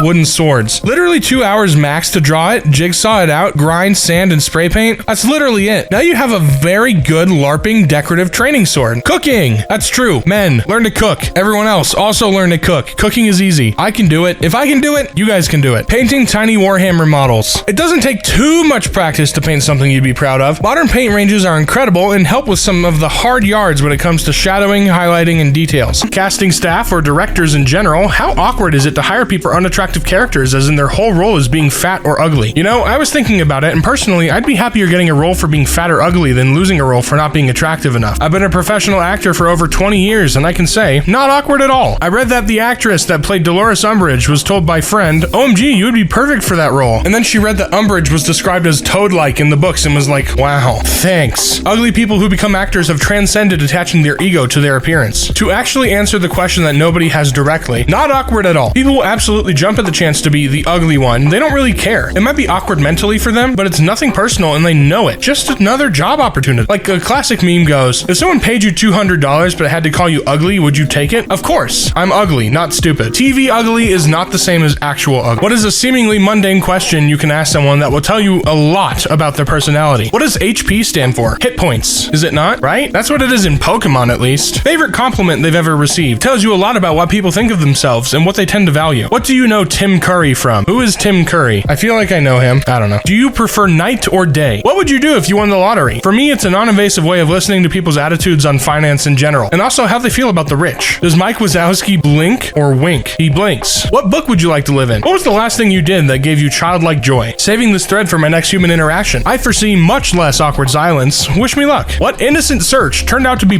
I was in a bowling pro shop shopping new bowling balls. Saw one called Hammer XXX. Googled it real quick without thinking anything of it. I was looking for an edging tool at Home Depot a few years back to fix the edges of my lawn around the front sidewalk. Apparently, it's a mass technique that comes up when safe search is turned off. As a mechanical engineer working in an offshore company, I needed to show an example of a spreader bar. Don't Google this at work. When I was about 10 and playing Morrowind for the first time, I wanted to find some high-level armor at a low level, so I Googled ebony. I saw a lot of things. Back in the Wild West of the net, anybody who used .com instead of .gov when trying to get to the White House's website would find a hardcore site. My retired dad thought he would do some substitute teaching. Classroom management was a problem as he had no idea how to deal with unruly students. So, on the school computer, hit Google up for some ideas on teen discipline. I you not. One time in high school, my teacher was using her laptop via projector and we had gotten off topic talking about her pregnancy. Yada yada, she Googled black booties, as in baby shoes, in front of a class full of freshmen, male chicks. Oh no. This is probably 15 years ago in class. I was looking for roosters and instead got pictures of guys in their underwear. As a software engine, I often Google latex terms. Sometimes I tend to forget that I need to specify that I'm looking for the text processing. School research project in grade 5. Google images, construction, road construction, construction workers, manholes, safe search on manholes. No, not manholes. No. What are some tips for someone with no fighting experience to win a fight? Always pull guard so he doesn't get any points for a takedown. If they've got their hands down, angled slightly or sort of looking away but keeping you in the corner of their eye, they're lining up for a sucker punch. Remember, there are no rules in a fight. If you aren't in a sanctioned sports competition, there is no such thing as dirty. That's my purse. I don't know you. Kick. Footwork is important. Stand so that a punch won't knock you over. Don't lean into a punch. Also, know what advantage you have over your opponent. If he's bigger than you, try to move to the side or behind him. Moving's harder for him, so make him move. If he's taller, get in close so his reach advantage is taken away. If he's lactose intolerant, throw milk in him. What is far deadlier than most people realize? Serious. Not sure if it's been said, but untreated sleep apnea. You literally stop breathing and get little quality sleep. The stress on your cardiovascular system is immense. Get tested, period. Then wear the CPAP no matter how unsexy it is, or maybe surgery to eliminate or reduce the problem. Driving while tired. All you need is that one slow part, or that one part that lulls even a little to put you out. Canoeing. People misjudge currents all the time. 12-year-old girl died here just last weekend. Grapefruit juice interacts with a lot of medications and could be very harmful to you depending on the medications you take. Essential oils. Do not put them in your food. They are not made to be food safe. Throwing a single punch. Here in Australia, it's been criminalized because fights in pubs and clubs are pretty common. The single punch isn't what causes an injury, but falling to the ground and hitting their head on the curb can kill, especially since drunk people don't usually have the capacity to soften their fall. Think twice before you risk losing or taking a life over over losing your pride for a night. Holding your breath while scuba diving. To most people who don't scuba dive, it may sound harmless, but if you hold your breath and ascend even a little over a meter, you can suffer major lung damages as a result of the gas in your lungs expanding from the lessening pressure. Touching inside a guitar amp can f you up really bad. It holds a charge, and it all comes out at once if you touch the wrong spot. Going for runs on the roads at night without wearing lights or reflectors. Oftentimes, people even wear black. They think that just because they can see the car, that the car can see them. It only takes one accident to change someone's life completely. Eating a slug. Obviously, it's nasty, but kids do stupid shit as dares or even hazing rituals. Slugs contain parasites that will get into your brain and fucking kill you slowly. People who take out their phones to record strangers who are having bad days. Why? Especially the ones that use filming you as a threat. I was just doing my job one day when this customer got extremely upset because she wasn't getting her own way and got out her phone and stuck it in my face and started filming. I really wanted to grab it out of her hand and launch it as far as I could, but luckily I didn't take the bait and kept my job. Me and my friend were wearing our bathing suits at a water park and one of the staff members was taking video of us. So I went up to him and freaked out, demanding he show me he delete it. We were like 14 at the time and he was probably like 50. Now that I'm older and wiser, I should have reported him to the water park. I saw some creep taking a video of a homeless woman in Seattle who was obviously having a bad day. I confronted him and his response is, "I'm sending it to my wife who is a nurse." Yeah, right, dude. I'm sure she would appreciate all of the laughing you were doing while recording it. I'll never forget about that. If you see something, speak up for someone who might not be able to. I would also love to know, I'm a dwarf and I get random strangers filming me and taking photos all the fucking time. Whether I'm having a bad day or not, they are guaranteed to turn it into a bad day. I had a migraine at Disney Springs and was trying not to cry in the pain and some dude tried to sneakily film me. I glared at him before covering my face and turning away, so I would also like to know. Fake internet points. I have never done this, but I assume the reason is because once the person's soul is captured inside your camera, you can harvest the dark energy from it for spellbinding purposes. Because people have figured out that if your own life is shitty, you can feel better about yourself by seeking validation from others. Americans of Reddit, what is your opinion on switching to the metric system? I personally am all for it. What difference does it make when Big Tape Measure is lobbying with tens of dollars to keep inches so they don't have to paint more lines? My persuasive speech in high school speech class was about why we should convert. This was 20 years ago. I got a good grade, but people love multiplying and dividing by 25.4 apparently. Reports say a man in California was mugged and they beat him within millimeters of his life. If that means rounding up a 32-ounce beer to 1 liter, then yes please. A 12-centimeter long penis sounds much more impressive. I'm in. 12 centimeters to inch. Oh buddy, no. Americans will never accept a foreign ruler. Not moving an inch. I'm fine with it, but a larger priority is getting rid of that damn daylight savings time. Have you ever woke up in the middle of a dream and the dream was so interesting that you wanted to go back to sleep to see the end of it? If so, what was that dream? I had a dream where I was a criminal being executed. In the beginning of the execution, platform fell forward and the people executing me died and I was still alive. I was in the living playing a cello in front of my family. I was playing the Pirates of the Caribbean theme, but it sounded like a full-blown orchestra. And as I got to the end, I woke up from a smiling me playing the cello and I am now sad. It sounded so good too. Had a dream about a book series that I am 99.9% sure doesn't exist. Been researching a lot, so I'm planning on writing it. Any dream about falling in love. I once had a dream about reconnecting with my first love, and it was going great, but then I had the thought of, what if it was all a dream? Then I woke up, all distraught. I felt awful, but then there she was, and we were back together. It was so uplifting, until I actually woke up.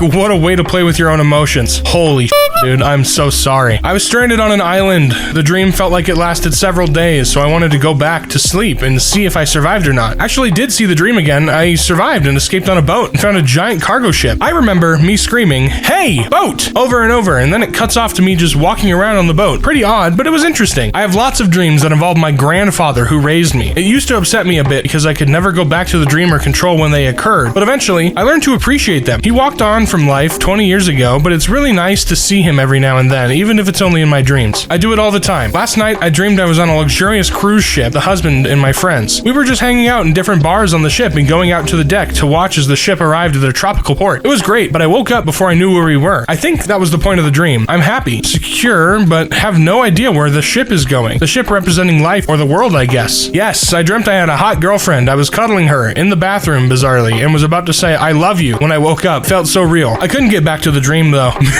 Me and Lego Gandalf fight ghosts with axes. I nearly checkmated Kasparov in a chess game just to be woken up by the alarm. hell. Bozo. Imagine dreaming about chess. I was abducted by aliens and sent to Venus. They told me to find ancient artifacts to prove their existence. I had one a while back that I was in a train station talking to MF Doom. We talked for a bit and the train pulled up. He got up and said, "This is my ride." We fist bumped and then he said, "Just remember, everything is bullshit." My alarm went off right as he walked through the door. What is the most obvious lie you have ever been told? I did not feed your dog any human food. My mom, while my dog pukes and it's all over my house. When a coworker told my own story back to me as his own, twice. In the early 90s, I was at work making $5 an hour, and a coworker looked at me straight in the eye and said he had bought a surface-to-air missile from China, kept it stored at his mom's house in a different city. What the f, dude? That's not even close to believable. My friend told me that getting a Peloton changed her life. I looked up her workout stats, and she had used it 4 times in 5 months of owning it. Her husband fared a little better with using it 9 times. Don't know why this annoyed me so much. My little girl told everyone in the supermarket that our cat died, and she was sad. We don't own a cat. Yeah, not anymore, it died. A childhood friend and I met up for coffee one day after not meeting for a few years. He casually let it slip that ever since he earned a black belt, he has had to register with the state as a human weapon. Yeah, okay, buddy. Sure. I never said you had to sign the document if it wasn't true. Says the person with 3 emails telling me to sign a document even after I said it wasn't true sitting on her outbox. My brother told me I was a dragon, and I totally believed him. Man, was I a dumb kid, but now I'm a dumb adult. Any lieutenant saying the platoon can go home early on a Friday if you work hard right now. I can finish this Civ game tonight. As a tax accountant, I'm told lies about how much money people actually made all the time during tax season. My favorite was a guy telling me he's broke because he only makes $35,000 a year in New York City, so my very reasonable fee is too much for him. He says this after he asks me if he can deduct the new BMW 5 Series he just bought his son all cash. The company is in a great shape, so don't pay any attention to the rumors about financial trouble. When my little brother mixed like 50 condiments, including sprinkles, ketchup, cereal, and stuff into a bag of popcorn and ate it, telling us it was delicious when his face looked like he had just ate 10 extremely sour warheads at once. He later admitted he just wanted us to eat it, but we never did. I did brush my teeth, I swear. What's the weirdest thing you've seen happen at a friend's house that they thought was normal? When I was in high school, a friend asked me and 2 other friends to his house for dinner. His mom served homemade bean soup, which was very good. Toward the end of the main course, she brought out chocolate cake for dessert. She cut each of us a slice and plopped it into our bowls, in which we still had about an inch of soup. Us guests exchanged puzzled glances, but the family dug right in. So apparently chocolate cake soaked in bean soup was an ordinary thing for them. My childhood best friend lived with his grandparents. His grandfather was a clockmaker. He mostly restored them. Their large 2-story house's walls were covered in old restored grandfather and cuckoo clocks. Each one had a small sticker with a number so he could keep track of them all. The highest number I saw was over 700. I would say 25% of them were wound, so every hour you were treated to a symphony of clocks. I didn't appreciate it when I was a kid, but those clocks were fantastic pieces of workmanship. Rich friend's family had rooms not touched in weeks that had vomit on the bed sheets from their parties. Ew! What? Someone was in the bathroom, so the kid who lived there went into the back garden, took a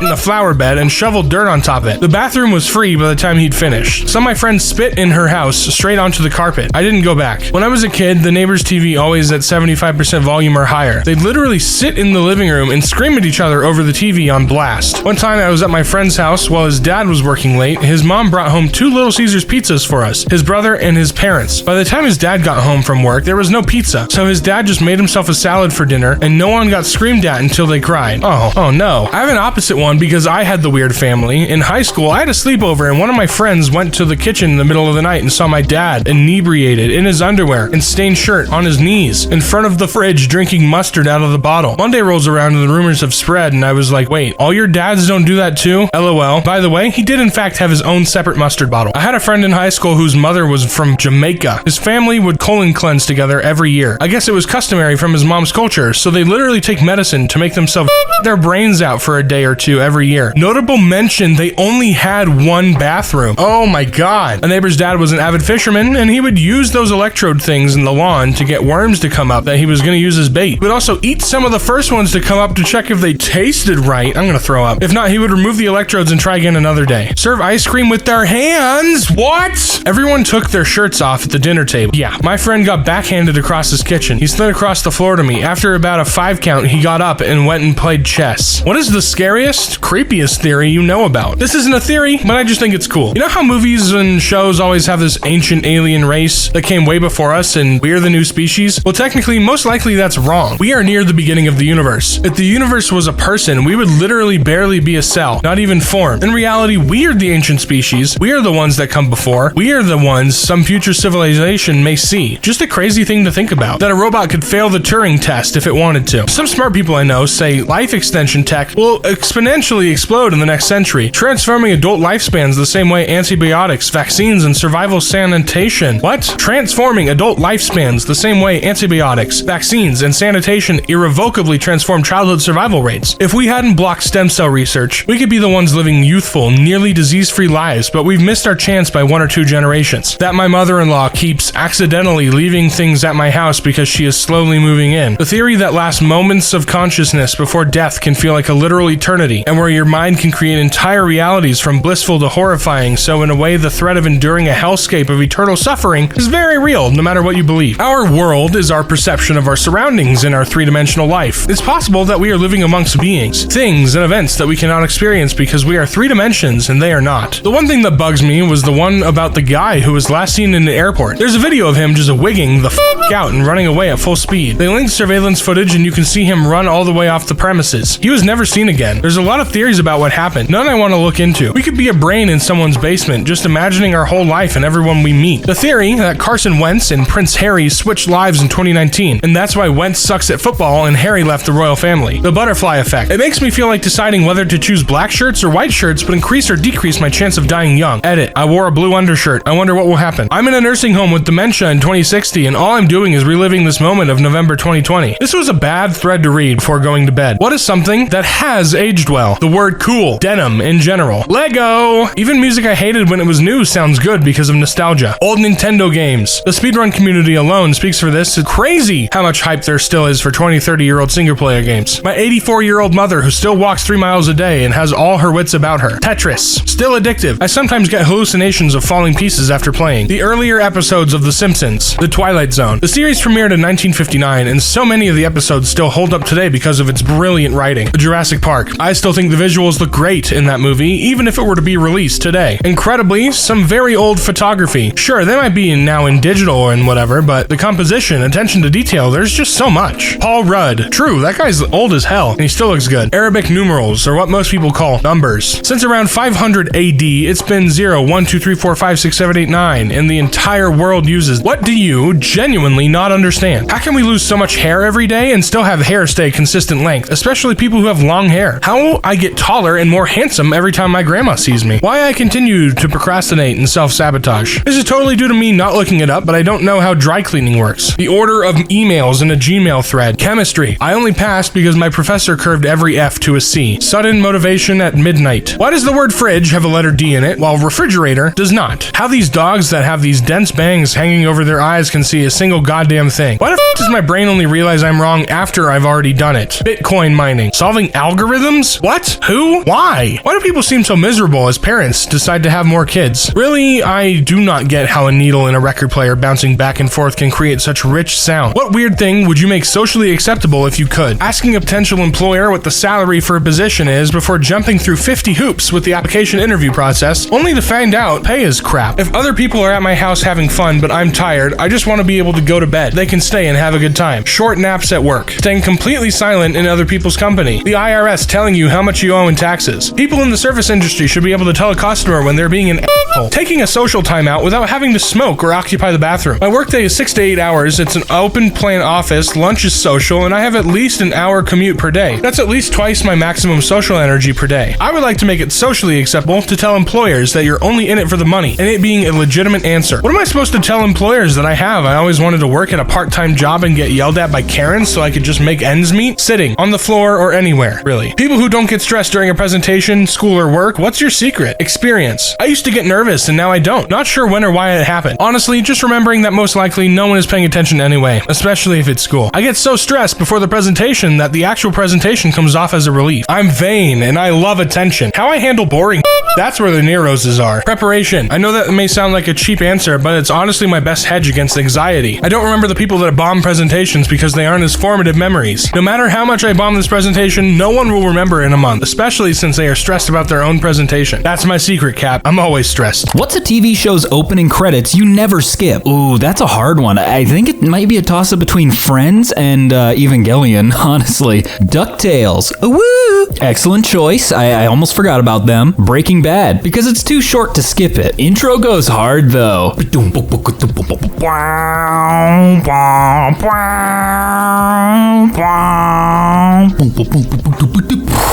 I hope you liked that acapella rendition. Futurama. I can only hear it so many times, but it is still good. I'm not saying it's bad. Netflix series called Dark. That music set the tone for the series every time. I've never heard of that, so next answer? Malcolm in the Middle. Yes, no, maybe. I don't know. Top Gear. It's short and the Tonight highlights were always funny. The Simpsons. Heard this on a podcast with Danny Elfman, the theme composer. He had no health insurance, but because he did the harmonies and sang The Simpsons at the beginning, he was able to get SAG insurance, and he's had it ever since. He also says he is vastly underpaid for the royalties. I mean, yeah, for a series that's gone this long, well, Danny Elfman has plenty under his belt, so never mind. The Fresh Prince of Bel-Air. Oh, so good. Now this is a story all about how my life got... I need to stop. I can't. The FBI recently broke into Donald Trump's safe. What do you think he keeps in it? Well, we know the answer, sort of, but what are the speculations? The safe combination. It's the safest place for it. He's definitely keeping a stack of McDonald's coupons in there. The good ones. 1 free Big Mac, no expiration date. Stacks and stacks of those $5 gift card books. 10 times 50-cent gift cards from the 80s. A few collectible glasses, too. A stack of printed out NFT images in black and white. Why black and white, though? You guys are deplorable. Talking about a former president like this, spray tan is the answer. Okay, you had me in the first half. One of his Horcruxes. He's gotta keep it safe and close to him, right? Like, I mean, come on. We'll find the other ones, though. We'll find them. His good crayons. Well, yeah, you gotta keep the secret stash. 72% complete MAGA coloring books, mostly in the lines. Nah, that man goes outside the line. You think he's following the rules? A copy of Home Alone 2 with his scene still in it. You're given the power to alter one thing by 1%. What do you change to cause the most chaos? Milk. 3% milk? You monster! There already is 3% milk. It's called whole milk. So wait, whole milk isn't 100% milk? Was it? Number of atoms in the known universe. I don't know exactly how that would affect things, but I know it's not good. Human chromosome. Again, I don't know how that's gonna affect it, but it will be bad. Speed of light. Are you making it 1% faster or 1% slower? We need specifics. I would shrink every keyhole in the world by 1%. Truly evil. But locksmiths will be happy until they can't unlock the van with the tools in it. The number of living people. 1% of the total population suddenly dies at random. That's gonna cause a ton of chaos. Easy there, Thanos. No. He's still 49% off. Diet Thanos. Hand sanitizer now kills 100.99% of germs. What does that extra 0.99% do? I'm sort of worried about it myself. Congratulations, you've cured disease. Cured life. Pi. Is pi that important where it would cause chaos? Like, I'm not a mathematician, clearly, so I don't know what that would do. What accents do you find least attractive? Ornate curtain rods. Throw pillows with uncomfortable fabric textures. Are these, like accents in the accent furniture? I get it, okay. My own. I have a thick Mancunian accent and my dialect is a mess. I'll provide an example as best I can. Normal. Hello, how are you? I'm good. I'm going to the shop. I will see you soon. Me? Yeti, mate? What's been going on that? Nah, mate, I'm sound. Me just nipping fucking shopping that for some cigs and in it. Can text me in a bit, yeah? Alright? In a bit, man. Safe G. Let's all just agree that I didn't make the worst accent possible. Like, you just will never speak of this again. People mentioning Birmingham accents. I started watching Peaky Blinders and have to ask if this is an accurate representation. Ozzy Osbourne is probably the best representation of a Birmingham accent. Most people think he talks like that because of the years of drug abuse, but that's just how Brummies talk. People from Northern Ireland sound like they want to murder you, but they're just saying hello. Regional accent from the UK. Birmingham. By God, it makes people sound so thick. I didn't mean to read that like the sexy thick. Never mind. I've heard myself talk. Chicago. Currently living in Chicago and raising my children here. I'm worried if I start hearing that accent in their speech, I might have to move. My wife is convinced we can teach them to speak without it. Valley Girl. Absolute absolute cringe. Like, totally. Oh my god. Gag me with a spoon. My mom really likes the Valley Girl joke, so I know what it is. Valley Girl American. Bonus points for a heavy vocal fry after every single sentence. I think that's as close as I'm gonna get. Bogan Aussie. Don't know what that sounds like, and I won't try. What's that song that makes you feel good no matter what? Mine is... Mine is Happy by Pharrell. It just gets me going.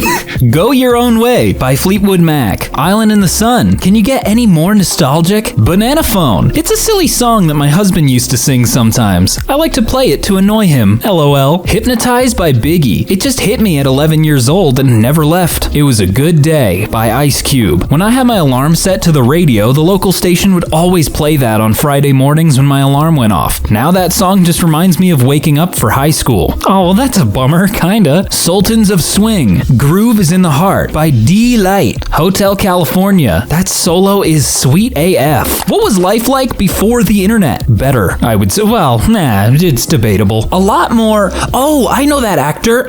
What's his name? I can't remember. Everyone. Oh well. But for like every bit of trivia, etc. Homework, then go outside and hang out with friends. See, it used to be common for everyone to go touch grass once in a while. You should try it. Not without its problems, but just more relaxed. I don't know. I just read Goosebumps and played video games. Lots of Super Nintendo for me. The library was where you went to get knowledge. There was this thing called a card catalog you used to find books of a certain type. Then you would find a book on the topic you were interested in and maybe read the index to find out if a specific thing is mentioned on some page. Then read it. I had an encyclopedia set and I would just read it randomly to gain knowledge when I couldn't sleep. If you wanted software for a computer, you would go to a store that sold stuff on discs. People wrote letters and mailed them to communicate or made phone calls on landlines. It cost extra money to call long distance. If you wanted an item, you would call stores and ask if they had it, then physically go there and buy it. It was different in the early 90s before the internet. Think about the times you were out with your friends. Now imagine having no cell phones, which means no contact with anyone that isn't in your current area. That's what it was like, except all the time. We used to draw pictures on the walls of our caves, and Tarok would tell of stories when the buffaloes would cover as much land as the eye could see. And then they invented the internet. Which job did you quit fastest? Ooh, mine is I worked at an Amazon warehouse for 4 days. I had a mental breakdown, got extremely sick, I couldn't do it. Dunkin' Donuts. A customer threw their donuts and hot coffee at me. I dodged. My manager apologized to them and gave them a discount. Couldn't leave that job fast enough. Ooh, I must stay my tongue. I cannot speak on these customer service interactions because, ooh, baby. Cold calling senior citizens to sell them overpriced insurance who had already been cold called previously. I worked for 2 hours at a Burger King before I quit. I was only scheduled 11 hours of work after being promised at least 25, and they cut me halfway through my first shift because it was slow. That was quick. No, it was slow. Amazon warehouse. I can't tell you to not work for Amazon, but I consider everything else. Graveyard shift at a 7-Eleven in a seedy neighborhood. Lasted one night. It was a store full of nope, especially at 3 a.m. It was only a matter of time before you'd be robbed there. Or worse. Expelled? Toys R Us. I needed a part-time job and they sent me home early on my first day because they hadn't met the sales goals for the previous day. They told me they didn't make enough to pay me.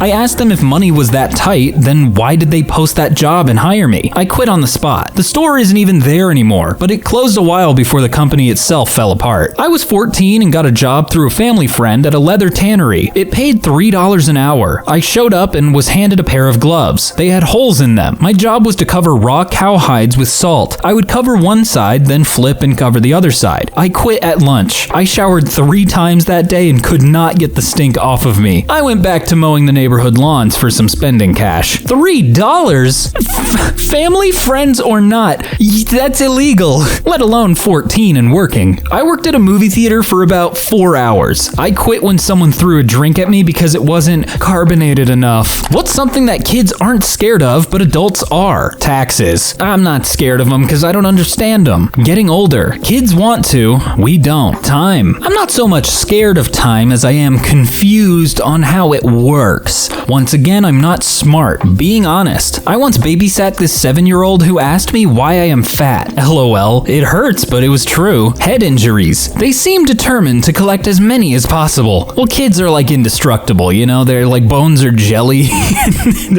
Never mind. Kids themselves. I'd say kids are scared of kids. Making friends. This one doesn't really apply either. Kids don't like making friends. Like, they are more willing to be friends with a snail they found in the yard than their 3rd grade class. Falling down. My kids are fearless. I lost a few weeks' pay once because I twisted my knee slipping on ice. Someone climbing down the chimney and leaving a present in your house. Well, yeah, when the kids know that that person could be bringing them a PlayStation, of course they're not scared of them breaking and entering. What superpower would be absolutely useless in battle, but useful in everyday life? Really good at cooking, man. Well, if we go off of like Breath of the Wild like logic, then you could make food that gives you more health, so you never know. The super amazing ability to unprocrastinate. That's called being normal, unfortunately. Q-Man. Able to cut immediately to the front of long lines at any store, event, or restaurant without ramifications or upsetting anyone. A spider sense that alerts you when something in your fridge has expired. Why alert when it's expired? Alert when it's about to. Coffee never cold, man. Astral projection. Great for intel. Terrible for combat. Anything you eat is healthy. Pizza is a vegetable. What is something ethical but illegal? Putting money in other people's parking meters which are about to expire. I hate that that's illegal. Like, why? It's charity. In some parts of the US, politicians have made it illegal to feed the homeless. Like with an open table of free food you'll hand out to anyone who comes up. And this is clearly something ethical to do. Churches are the main ones violating such laws. Taking food that was going to be thrown away, especially as an employee. When I worked at Jimmy John's, at the end of the night, if we didn't sell all of the bread or we made too much, we would just have to throw it away. And it was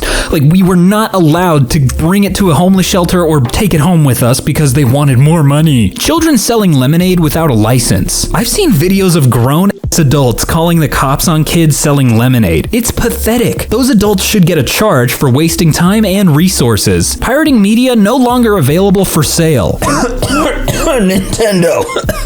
In some parts of the US, it is illegal to give out water to voters waiting in line to vote. Collecting rainwater for irrigation. I still don't understand how that one's illegal. Like, it's from the sky, homie. Giving water to undocumented immigrants crossing the southern border. Because God forbid you let human beings going through some shit have something to survive the desert. What's something you are really good at? If you haven't guessed, I'm really good at being stupid. Ruining everything I enjoy for myself. Hey, I do that too. Talking nonsense. Breathing. I'm so good at it. Until you forget how to breathe for a split second. Does that happen to everyone or am I crazy? Guessing how many jelly beans / pennies / marbles / items are in a jar / bowl / etc. All those like, guess how many beans and win a prize? Yeah, that's my shit right there. My best was one time when I was off by only 1 marble in a 5-gallon bucket full of marbles. Back then, I was really good at getting almost anyone to do what I wanted. Looking back, I may have been gaslighting them without knowing. Well, at least you aren't in denial.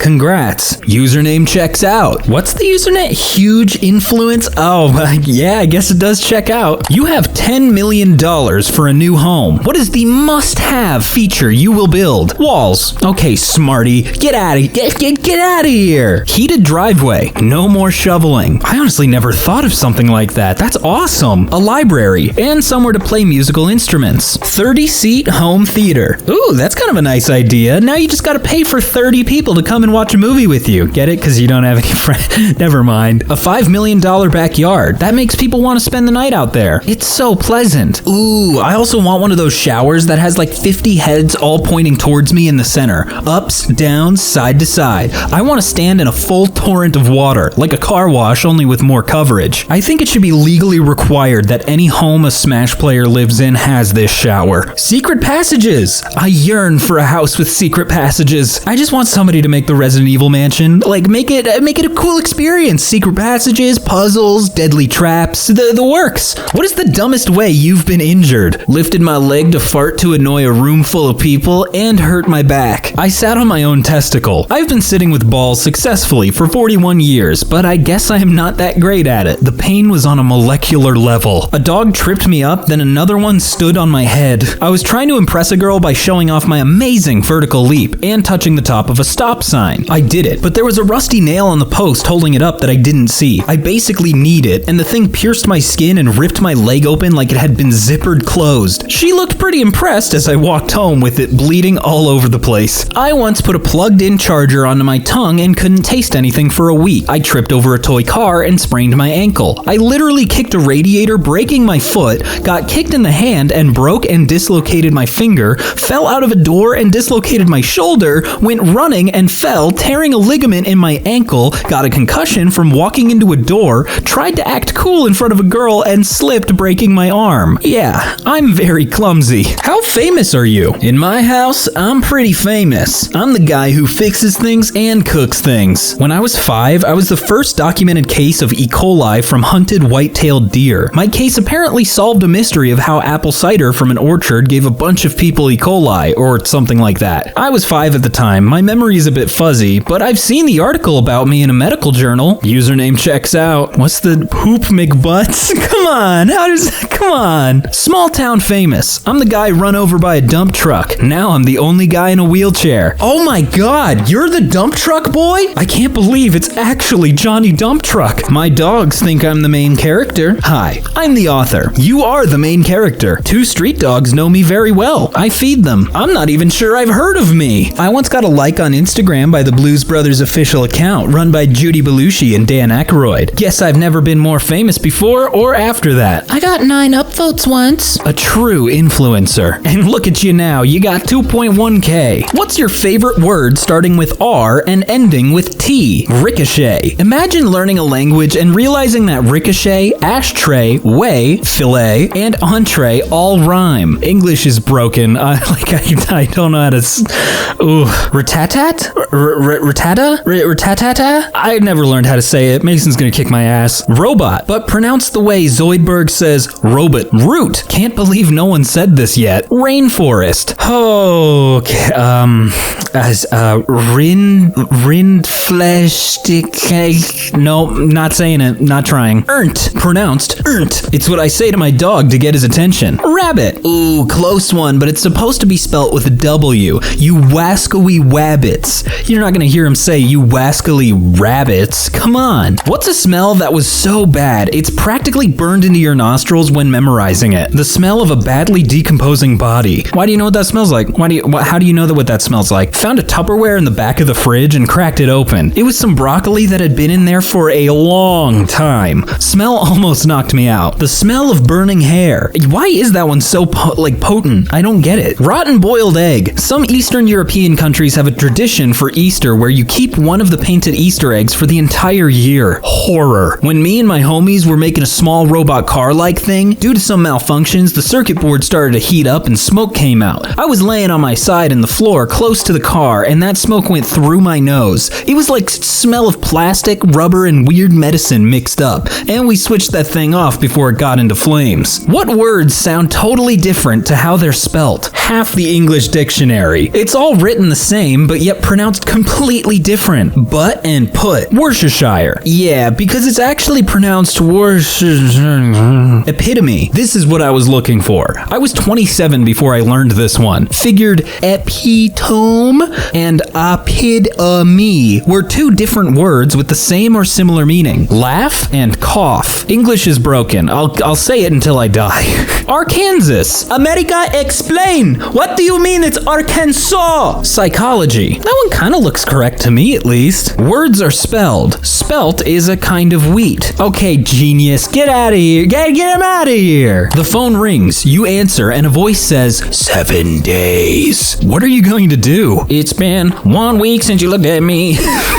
Be relieved that it's not the car extended warranty people. Nah, they're waiting on the other line. There are like 4 people I answer the phone phone for, so I'd probably just ask for clarification. I would say, can't wait, hang up and forget about it. Honestly, that's probably the easiest option. Just like ignore it and then you'll die in 7 days. Who knows? What's the weirdest thing you found left behind in a home you moved into? There was some cheap jewelry hidden in the air intake vent and a ruler in the ceiling of my closet. My mother weirdly insisted someone had been measuring their with it. Why did mom go to that first? The house was built in the early 1700s, but modernized many times. There was a small bathroom where they had cut a square hole to reveal the original insulation, clay, and pine needles. The previous tenants' kids. Crazy if true, but I feel like you're lying. A tiny used bar of soap left on the bathroom sink. The rest of the house was completely empty and spotless. Ritual pentagrammic-like symbols hidden under the carpet. A beer bottle full of love letters inside a wall. Found it during remodeling. Turns out the couple divorced before the house was finished. Hundreds of 2-liter soda bottles filled up with pee in the basement. The family's son must have been a Redditor who was too lazy to walk up the stairs to go to the toilet. What is a well-known film franchise that would have worked just as well or even better if the first film was a standalone? I don't know if Wonder Woman counts, but that sequel had no business being made. I thought the first one was really fun, but the second one was absolutely insane, and I felt dumber for having watched it. Jurassic Park. Yeah, I think right now, at least, it's gone a little too far. Highlander. There can be only one. Not if the studio has anything to say about it. Jaws and The Matrix. No, the Matrix trilogy is great. The new one, meh. Jaws? Sure, yeah, I mean, they killed the shark. Come on. Home Alone. Those sequels are like the answer to an AskReddit question. How would you ruin your friend's favorite movie sequel? Pirates of the Caribbean. No, come on. Like, yeah, they went too far in the franchise, but the first 3 are great. The Hangover. The second one was just a complete copy of the first. The third one sucked. Ghostbusters. Well, you don't want to see more of Dan Aykroyd blasting ghosts with a laser? What's the biggest thing you've seen change since you were a small child? My mom. She divorced my dad when I was 12, left with absolutely nothing, and blossomed. I'm incredibly proud of her. Seeing her happy is amazing. In 1994, there was no internet. Then suddenly, by 1997, there was. People have no idea how huge that really was. I'm currently listening to music, driving a big rig in VR, and chatting with y'all at the same time. That literally was not possible when I was 10. I'm gonna have to ask you to put the phone down, stop typing on Reddit, because you've got that load to deliver, and if you're driving and texting, unbelievable. 4 TV channels. You watched a show when it aired. You waited for commercial breaks before you went to the bathroom, and you could only watch one show at a time on the big 19-inch screen in the TV room. I used to be the youngest one at all family gatherings. Now I'm one of the oldest. The number of people with tattoos. I'm honestly super hyped that tattoos are more like normalized because they're so cool. They're cool. I like it. What's something about nature that you're absolutely obsessed with? Rain. It's absolutely beautiful and mesmerizing. I love cloudy days because hopefully rain is coming soon. The double slit experiment still blows my freaking mind. Oh boy, I don't know what that means, so I get to do homework. The night sky, especially away from any light pollution. I still really want to go to one of those like dark sky parks because God, it would be so magic to see that. Mushrooms. Now, are we talking about the like shiitake or like the whoa trees? As simple as that one is, yeah, I agree. Like going into the forest is just, it's a magic experience. That parasite that eats a fish's tongue and then replaces it functioning as a tongue. No, you like that? For me, I react to shooting stars and extraordinary lightning bolts with the same level of holy shit, that was fucking sick. How dangerous are you? About as dangerous as a marshmallow. I don't know why I gave you that accent. There's a good chance I could fight my way out of a wet paper bag. About as dangerous as a floor mop. You clearly don't know proper applications of a floor mop. I will bite the skin between your fingers. Okay, calm down. That is an awful profile picture, by the way. Damn it. I can change out the 5-gallon water jug without spilling a drop. I have a 1 in 10 chance of guessing the last digit of a phone number correctly. I have successfully crowd-surfed an online concert. I've developed a buckshot slingshot using only soaked coffee grounds, and it's mostly silenced. The only thing that online concert? How explain that one, please. Physically, I'd get my handed to me by a cockroach. Mentally, on the other hand, I would still get my handed to me by a cockroach. I put cereal after milk milk. Throw this one in jail. Throw him in Guantanamo. Very. Ooh, scary. Okay, I'll believe you. What's the first word you think of that starts with the letter D? Unfortunately, just due to the circles I'm in, D's came to mind first. Dick fur. What's a dick fur? Writing your name in the snow. Ah, classic. Dude. Whoa, no need for name calling. Dinosaur. Dragon. Dragon what? Dermatology. How is that the first thing that comes to mind? Maybe they're dermatologists. That's a fair point, but that's not a normal thought process. My vocabulary is prodigious. Diamond. They must be a real Minecraft head. Cause they got diamonds on the... Oh, who cares? David. That's my middle name. Don't use it. Dunno. Good answer. What is your favorite word? That's honestly a really hard one to pick. So let's just see what other people said. Phlegm. It's the best hangman word. No one ever gets it. Anti-disestablishmentarianism. Is that a real word? I guess I'll have to check now. Oh boy, it is a real word. Yeah, I'm not giving the definition. Moist. Oddly enough, my least favorite. Yeah, you and everybody else. Pretentious. That is honestly a good word, especially in arguments. It shuts them down. You're being real pretentious right now. No, I'm not. Crusty. It is a really good adjective. Why they gotta say it like short? Pneumano ultramicroscopic silica volcanoconiosis. That's as close as I'm getting. Not taking that one again. Nope. Word. That is a pretty good word.